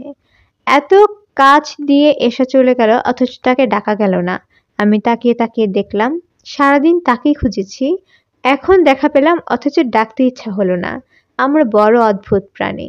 বাসায় ফিরলাম 5টায়। ধীরেন কাকু বারান্দায় মুখ শুকনো করে বসে আছেন। বারান্দায় ডাক্তার বসে থাকা মানেই হলো কিছু একটা ঝামেলা হয়েছে। মার সেই ব্যথা কিংবা বাবার কাশি, তবে গুরুতর কিছু না। সেরকম হলে ডাক্তার বারান্দায় বসে চুকচুক করে চা খেত না। ধীরেনবাবু বললেন, বিরু, কোথায় ছিলে সারাদিন? একটা ইন্টারভিউ ছিল কাকা। তোমার বাবাও তাই বলেছেন, তবে এইদিকে তো জমে মানুষই টানাটানি হচ্ছিল। তোমার বাবার কথা বলছি। হঠাৎ কাশি। সেই কাশির সঙ্গে হলুদ রঙের ডিসচার্জ কিছু ব্লাডও আছে। বলেন কি? এখন একটু ভালো, ঘুমোচ্ছেন। শোনো বীরু, আমার তো মনে হয় তাকে হাসপাতালে ট্রান্সফার করা দরকার। তোমার চেনা জানা কেউ আছে? জি না। ধরাধরি ছাড়া তো কিছু হবে না। হাসপাতালে গিয়ে একটু খোঁজ নিয়ে দেখো তো। অনেক সময় টাকা পয়সা দিয়েও কাজ হয় না। যাও, ভেতরে যাও। আমি আছি, কিছুক্ষণ। ঘুম ভাঙুক, ভয়ের কিছু নেই। আমি পা টিপে টিপে ভিতরে ঢুকলাম। আমি ভেবেছিলাম মা এবং পারুল দুজনে আমাকে দেখামাত্র মুখ কঠিন করে ফেলবে। এমন একটা ভঙ্গি করবে যেন মহাপাপ করে পাষণ্ড একমাত্র বাড়ি ফিরেছে, যার বাবা মারা যাচ্ছে, অথচ এ নিয়ে তার কোনো মাথা ব্যথা নেই। বুকে ফু দিয়ে ঘরে ঢুকবো। বাস্তবে তা হলো না। মা আমাকে দেখে অসম্ভব খুশি হয়ে গেলেন। আনন্দে তার মুখ ঝলমল করতে লাগলো। এই আনন্দ ভরসা ফিরে পাওয়ার জন্য আমাকে হাত ধরে রান্নাঘরে টেনে নিয়ে গেলেন। ফিসফিস করে বললেন, এখন ভালো, খুব ভালো, ঘুমাচ্ছে। শুরু হলো কখন? তুই যাবার পরপরই। পানি খেতে চাইলেন, পানি দিলাম। পানি খাওয়া শেষ করেই কাশি। প্রথমে অল্প, তারপর চোখ টোক উল্টে যাওয়ার মতো অবস্থা। বলো কি, যা ভয় পেয়েছিলাম রে ভীরু। ভয়ের কি আছে? মানুষের অসুখ হয় না? অসুখ হয়, চিকিৎসা করলে সুস্থ হয়। তুই যা, তোর বাবাকে দেখে আয়। শব্দ করিস না, উঠে পড়বে। আমি পা টিপে টিপে বাবার ঘরে ঢুকলাম। গা কেমন যেন শিরশির করছে। খুব জ্বর আসবার আগে যেমন হয় তেমন। গলা বুক শুকিয়ে কাঠ। বাবাকে পরিষ্কার দেখা গেল না। ঘর অন্ধকার। বাবার উপর একটা মশারি ফেলে দেয়া। মাছির উপদ্রব থেকে রক্ষা করার জন্য এই ব্যবস্থা। দিনের বেলা ঘুমালে বাবা মশারি ফেলে দেন। পারুল হাত পাখা নিয়ে মশারির ভিতর বসে আছে, ক্রমাগত হাওয়া করছে। কয়েল পুড়ে যাওয়া ফ্যান ঘুরছে না। সামান্য কটা টাকা খুলেই কয়েল ঠিক করা যায়। টাকাটার ব্যবস্থা বাবা সম্ভবত করে উঠতে পারছেন না। আমি পা টিপে টিপে রান্নাঘরে চলে এলাম। মা রান্না চাপিয়েছেন, হাঁড়িতে ভাত ফুটছে। তিনি অতি দ্রুত বেগুন কুটছেন। ক্লান্ত গলায় বললেন, আজ দুপুরে কারো খাওয়া হয়নি রে, বুঝলি? কি যে একটা ঝামেলা। মুনিরের মাকে দিয়ে একটি মুরগির বাচ্চা আনিয়ে ছটকা দিলাম। জানের বদলে জান। ভালো করেছ। ডাক্তারবাবু যা করলেন বলার না। তুই একটা খুব খেয়ালি তুই এটা খুব খেয়াল রাখবি বীরু। ওনার কোনো বিপদ হলে জান দিয়ে পড়বি। মা চোখ মুছলেন। লোকটা যা করেছে কেউ কারো জন্য এরকম করে না। খারাপ ডাক্তাররা মানুষ হিসেবে ভালো হয় মা। ছি, এটা কিরকম কথা? খারাপ ডাক্তার হবে কি জন্য? এমনি বলছি, ঠাট্টা করছি। এরকম ঠাট্টা আর করবি না বীরু। আর করব না। ডাক্তারবাবুকে এখন বল চলে যেতে। কতক্ষণ বেচারা বসে থাকবে? তোর বাবার ঘুম ভাঙলে খবর দিয়ে আসবি। ধীরেন কাকু ঝিমুচ্ছিলেন। আমার কথা শুনে বাসায় চলে যেতে রাজি হলেন। শুকনো গলায় বললেন, হাসপাতালের ব্যবস্থাটা করো। আমি অবস্থা ভালো দেখছি না। হার্টবিট রেগুলার না, ইরেগুলার। মাঝে মাঝে কেমন যেন থেমে থেমে যাচ্ছে। সন্ধ্যা পর্যন্ত বাবা ঘুমুলেন। এই সময়টার মধ্যে আমি মার কাছ থেকে অন্য একটা খবর পেলাম। তোর কাছে একটা মেয়ে এসেছিল। রোগা পাতলা, খুবই মিষ্টি চেহারা। কখন এসেছিল? তোর বাবাকে নিয়ে যখন জমে মানুষের টানাটানি হচ্ছে তখন। কোনো কথাই বলতে পারিনি। কথা আর কি বলবো বল? আমার নিজেরই কি তখন হুঁশ জ্ঞান আছে? বাড়িওয়ালার বউ এসেছিল। সে বলেছে, আপা, মাথা উত্তর দিক করে সরিয়ে দিন। মাথা উত্তর দক্ষিণ করে দিতে হবে কেন? মরবার সময় তাই করার নিয়ম। এই অবস্থা হয়েছিল নাকি? হয়েছিল। সন্ধ্যা মেলবার আগেই মা এবং পারুল ভাত নিয়ে বসে গেল। দেখে বোঝাই যাচ্ছে তারা অসম্ভব ক্ষুধার্ত। আমি বাবার ঘরে ঢুকে বাতি জ্বালালাম। বাবা জেগে উঠে বললেন, কে? বাবা, আমি বীরু। বাতি নিভিয়ে দে। বাতি নিভিয়ে খাটের কাছে এগোতে কিসের সঙ্গে যেন ধাক্কা খেলাম। ঝনঝন করে কি যেন নিচে পড়ল। বাবা ভারী গলায় বলল, কে বীরু? হুম। ইন্টারভিউ কেমন হয়েছে রে? ভালো। কিরকম ভালো? বেশ ভালো, মনে হচ্ছে লেগে যাবে। পেরেছিলি সব? হ্যাঁ, দু একটা মিস হয়েছে। আশ্চর্য, মিথ্যা কথা বলতে আমার মোটেও আটকাচ্ছে না। অবলীলায় মিথ্যা বলছি। মনে হচ্ছে মাসুমের চেয়েও ভালো বলছি। মিথ্যাটাকে আমার নিজের কাছেই সত্যি বলে মনে হচ্ছে। কোনটা পারিসনি? রবীন্দ্রনাথের মৃত্যু তারিখটা জিজ্ঞাসা করেছিল, ওইটা পারিনি। 22শে শ্রাবণ। পারিসনি কেন? মনে ছিল না বাবা। খুব অন্যায়। গ্রেট ম্যানদের মৃত্যু তারিখ, জন্ম তারিখ সব মুখস্থ থাকা দরকার। অন্য সব পেরেছি। ইন্টারভিউ বোর্ডের চেয়ারম্যান জিজ্ঞাসা করলেন, মফস্বলে পোস্টিং দিলে আপনার আপত্তি আছে? তুই কি বললি? বললাম না। খুব ভালো করেছিস। পোস্টিং একবার হলে ট্রান্সফার করা কঠিন না। তা ঠিক। বাবা খানিকক্ষণ চুপ করে থেকে বললেন, তোর আজকের ইন্টারভিউ ভালো হবে জানতাম। সব খারাপ জিনিসের সাথে একটা ভালো জিনিস থাকে। অসুখটা যখন খুব বেড়ে গেল তখনই বুঝেছিলাম তোর ইন্টারভিউ ভালো হচ্ছে। বাবা আবার ঘুমিয়ে পড়লেন। আমি পা টিপে টিপে আমার নিজের ঘরে চলে এলাম। পায়েল কিছুক্ষণ পর চা নিয়ে ঢুকলো। সে খুব ভয় পেয়েছে। মুখ শুকিয়ে এতটুকু হয়ে আছে। সে টেবিলে চা নামিয়ে রাখলো। বলল, ভাইয়া, ওই মেয়েটা বলে গেছে আজ সন্ধ্যাবেলা নিউ মার্কেটের বাইরে বইয়ের দোকানগুলোর সামনে তুমি যেন যাও।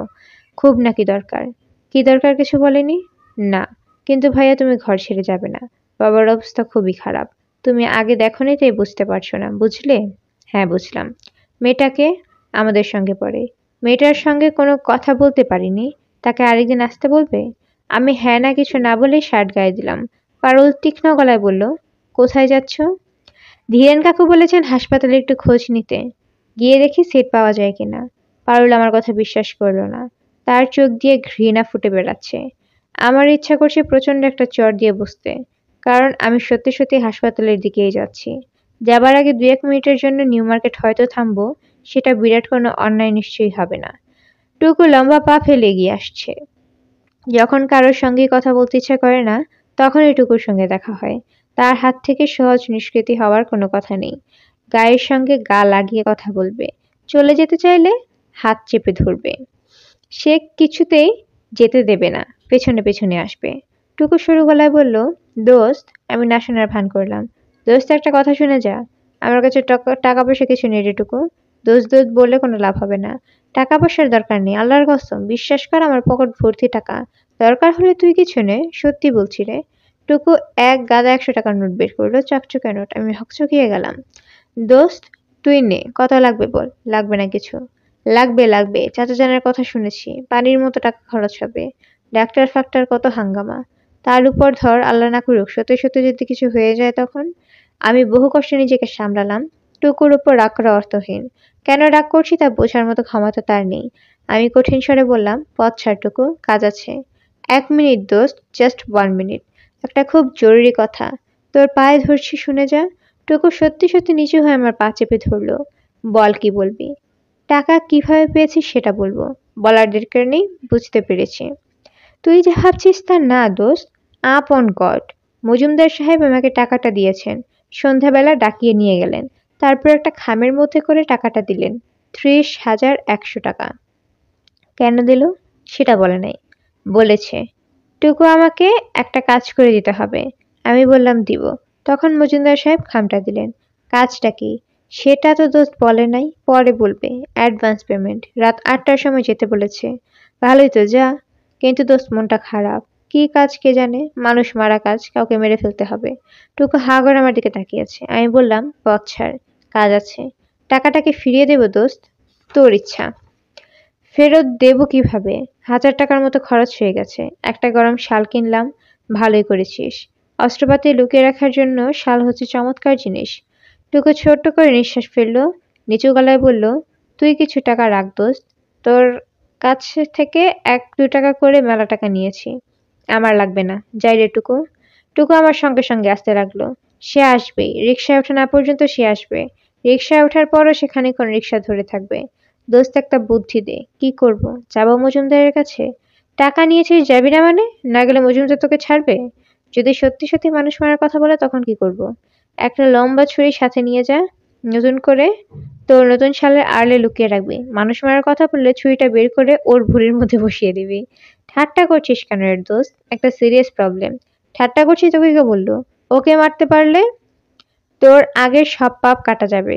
টুকু ফ্যাকাশে ভাবে হাসতে লাগলো। তার কপালে বিন্দু বিন্দু ঘাম, থরথর করে ঠোঁট কাঁপছে। এক হাত প্যান্টের পকেটে। 100 টাকার চকচকে নোটগুলো সে নিশ্চয়ই এ হাতে ধরে আছে। নতুন নোটের স্পর্শের মতো আরামদায়ক আর কিছুই নেই। আমি ক্লান্ত গলায় বললাম, চল রে টুকু। নিউ মার্কেটে এসার সঙ্গে দেখা হলো। কি সুন্দর লাগছে তাকে। এসা হচ্ছে সেই রকম মেয়ে যাকে যেদিন দেখা যায় সেদিনই মনে হয় সে সাজের নতুন কোনো কায়দা করেছে, যার জন্য অন্য রং যে কোনো দিন সুন্দর লাগে। আজ তাকে লাগছে ইন্দ্রাণীর মতো। হালকা নীল রঙের একটি শাড়ি, সেই নীলের ছায়াও যেন চোখে পড়েছে। কেমন নীল নীল লাগছে তাকে। তার চোখ।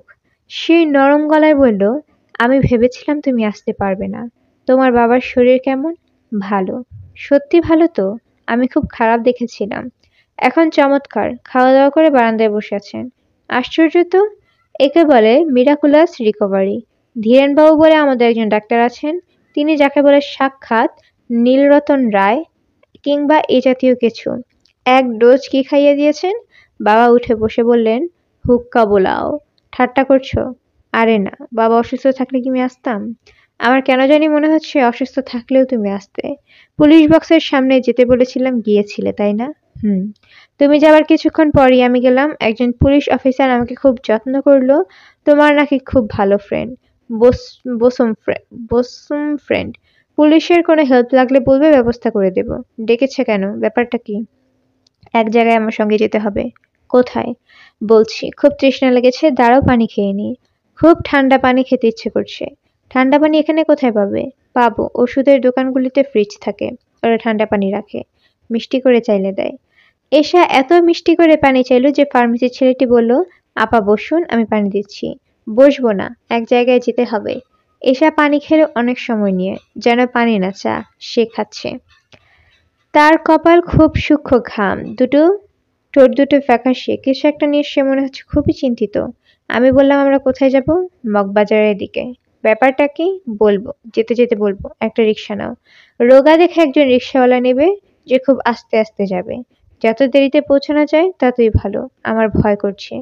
কোন রিক্সাওয়ালা মগবাজারে যেতে রাজি হলো না? কেউ। যেখানে নাকি বিরাট গন্ডগোল হয়েছে, বাস পুড়েছে, পুলিশের জিপ পুড়েছে, দোকান ভাঙচুর হয়েছে, একটা ঘড়ির দোকান লুট হয়েছে, পুলিশের গুলিতে দুজন নাকি মারাও গেছে। নির্ঘাত মাসুমের কাণ্ড। একটা কিছু সে নিশ্চয়ই ঘটিয়েছে। তবে মজার ব্যাপার হচ্ছে, মগবাজারে এত বড় কাণ্ড ঘটলো তার কোনো ছাপ এখানে নেই। দিব্যি দোকানপাট খোলা, ব্যবসা বাণিজ্য চলছে। এক বুড়ো রিক্সাওয়ালাকে পাওয়া গেল। সে সম্ভবত মগবাজারের গন্ডগোলের কথা জানে না, ভাড়াও চাইছে কম। বুড়ো রিক্সাওয়ালাগুলো খুব কম ভাড়া চায়। এত কষ্ট করে রিক্সা টানে, শেষ পর্যন্ত 2 টাকা বাড়তি দিতে হয়। তারপরেও মনে হয় অনুশোচনা মনে গেছে যায় বুড়ো লোকটাকে কষ্ট দেবার জন্য। এসা বলল, হুড নামিয়ে দাও, হাওয়া খেতে খেতে যাই। রিক্সাওয়ালা এতই কমজোরি যে হুড নামাতে গিয়েও সে পরিশ্রমে হাঁপাচ্ছে। আমি হালকা গলায় বললাম, তোমার কবিতার বই চলছে কেমন? এসা অবাক হয়ে বলল, কি কবিতার বই? মাসুম বলল, কি একটা কবিতার বই নাকি বের হয়েছে, জনে জনে সে বই জোর করে বিক্রি করছো। এসে তরল হেসে উঠল। হাসতে হাসতেই বলল, মাসুমটা এত মিথ্যা কথা বলে কেন? ওর লাভটা কি? কি আনন্দ পায়? বই তাহলে বের হয়নি? না, তবে একদিন নিশ্চয়ই হবে। আমার প্রথম বইটার নামও ঠিক করে রেখেছি। নাম জানতে চাও? না, না চাইলেও বলছি। নাম হচ্ছে রজনী। নামটা কেমন? আমি তার উত্তর না দিয়ে বললাম, আমরা কোথায় যাচ্ছি সেটা বলো। বলছি। 1 মিনিট লাগবে বলতে। তার আগে বলো রজনীর নামটা কেমন? শরৎচন্দ্র মার্কা। আমারও তাই মনে হয়। তবে প্রথম কবিতার নামে বইটার নাম। প্রথম কবিতার নাম হচ্ছে রজনী। ভরা দুপুরের রোদে হাঁটলে আমার কেন জানি মনে হয় এটা দুপুর না, গভীর রাত। কড়া রোদটাকে একসময় মনে হয় চাঁদের আলো। ওই নিয়ে লেখা। খুব সুন্দর হয়েছে। সুন্দর হলে তো ভালোই, বলবো কয়েকটা লাইন, শুনবে? না। শোনো না। ভালো না লাগলে তো অনেক কিছুই করো। এই কাজটা, আহ, এই যে তুমি তোমার অসুস্থ বাবাকে ফেলে আমার সঙ্গে যাচ্ছ, নিশ্চয়ই ভালো লাগছে না। তবু তো তুমি যাচ্ছ। কি যাচ্ছ না? কোথায় যাচ্ছি সেটা বলো। এসা তা বলল না। নিচু গলায় তার রজনী কবিতা আবৃত্তি করতে লাগলো। তার গলা ভার ভার হয়ে এলো। মনে হচ্ছে তার চোখে জল টলমল করছে। তার কবিতায় নিশ্চয়ই এমন কিছু দুঃখের ব্যাপার নেই। অন্য কোনো দুঃখের কান্না সে কবিতা বলার ফাঁকে কেঁদে নিচ্ছে। আমি ঈশার হাতে হাত রাখলাম। অনেক দিন পর ঈশার সঙ্গে আমার দেখা হয়। তার হাতে হাত রাখার মতো সুযোগ প্রায় কখনোই হয় না। ঈশা কবিতা আবৃত্তি থামিয়ে রুমাল দিয়ে চোখ মুখ মুছে বলল, মানুষ হিসেবে তুমি বেশ অদ্ভুত। এতক্ষণ পর তুমি আমার হাতে হাত রাখলে, তাও ধরলে না। উম, তাও ধরলে বাঁ হাত। আমি চমকে হাত সরিয়ে নিলাম। এসে ফিসফিস করে বলল, হাত সরিয়ে নিও না। আমি জানি আজই শেষ। আর কোনোদিন তুমি আমার হাতে হাত রাখবে না, পাশাপাশি হাঁটবো না। এর মানে কি? এর মানে কিছুই না, এমনি বললাম। আমরা এসে গেছি, রিকশা ছেড়ে দাও। এখান থেকে হেঁটে হেঁটে যাব। স্ট্রিট লাইন নেই। রাস্তায় গন্ডগোলের জন্য হয়তো অতিরিক্ত ফাঁকা। আমার নিজেরই ভয় ভয় লাগছে। এশার কেমন লাগছে কে জানে। তার ভাবভঙ্গিতে কিছু প্রকাশ পাচ্ছে না। আমরা মূল রাস্তা ছেড়ে একটি গলির ভিতরে ঢুকে পড়লাম। এশা আমার হাত ধরে ছোট পা ফেলছে। একসময় সে থমকে দাঁড়িয়ে বলল, আমার জীবনটা খুব কষ্টে কেটেছে। ছোটবেলায় বাবা মরে গিয়েছিল, মা আবার বিয়ে করলেন। মার সঙ্গে নতুন সংসারে চলে এলাম। অচেনা অজানা একজন নির্বোধ মানুষকে বাবা বলে রাখতে লাগলাম। নতুন সংসারে ৩টা ভাই বোন জন্মের পর মা মারা গেলেন। আমার অবস্থাটা চিন্তা করে দেখো। এমন একটা সংসারে বড় হচ্ছি যার সঙ্গে আমার কোনো যোগ নেই। বুঝলে বীরু, খুব ছোটবেলা থেকে আমি স্বাধীনভাবে বড় হতে চেয়েছি। নিজেকে অন্যরকম করতে চেয়েছি। মেয়েরা ছেলেদের চেয়ে আলাদা এটা আমি কখনো মেনে নিতে চাইনি। সহজভাবে মিশেছি ছেলেদের সঙ্গে।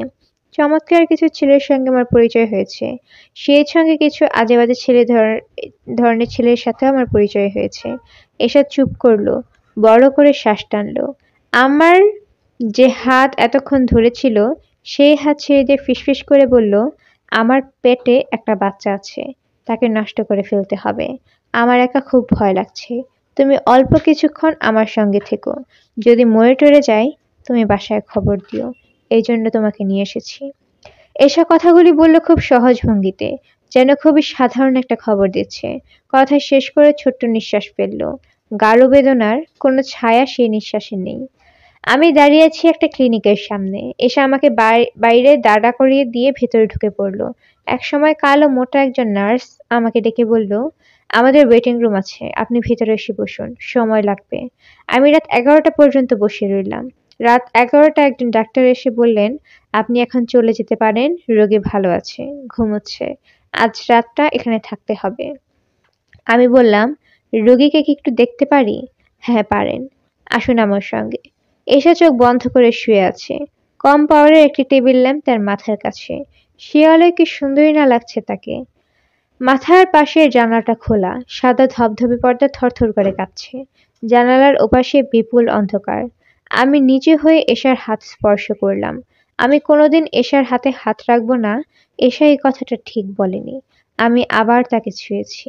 নার্স অদ্ভুত চোখে আমাকে দেখছে। আমি বললাম, সিস্টার, আমি কি এখানে কিছুক্ষণ বসতে পারি? আমি চুপচাপ বসে আছি। আকাশে মেঘ ডাকছে। জানালার পর্দা কাঁপিয়ে ঠান্ডা বাতাস আসছে। ঝমঝম শব্দ হচ্ছে। বৃষ্টির ফোঁটা পড়তে শুরু করেছে। নিশ্চয়ই আজ সারা রাত প্রবল বর্ষণ হবে। আমি বসেই আছি। রাত বাড়ছে। আমি অপেক্ষা করছি। কিসের অপেক্ষা? আমি জানি না।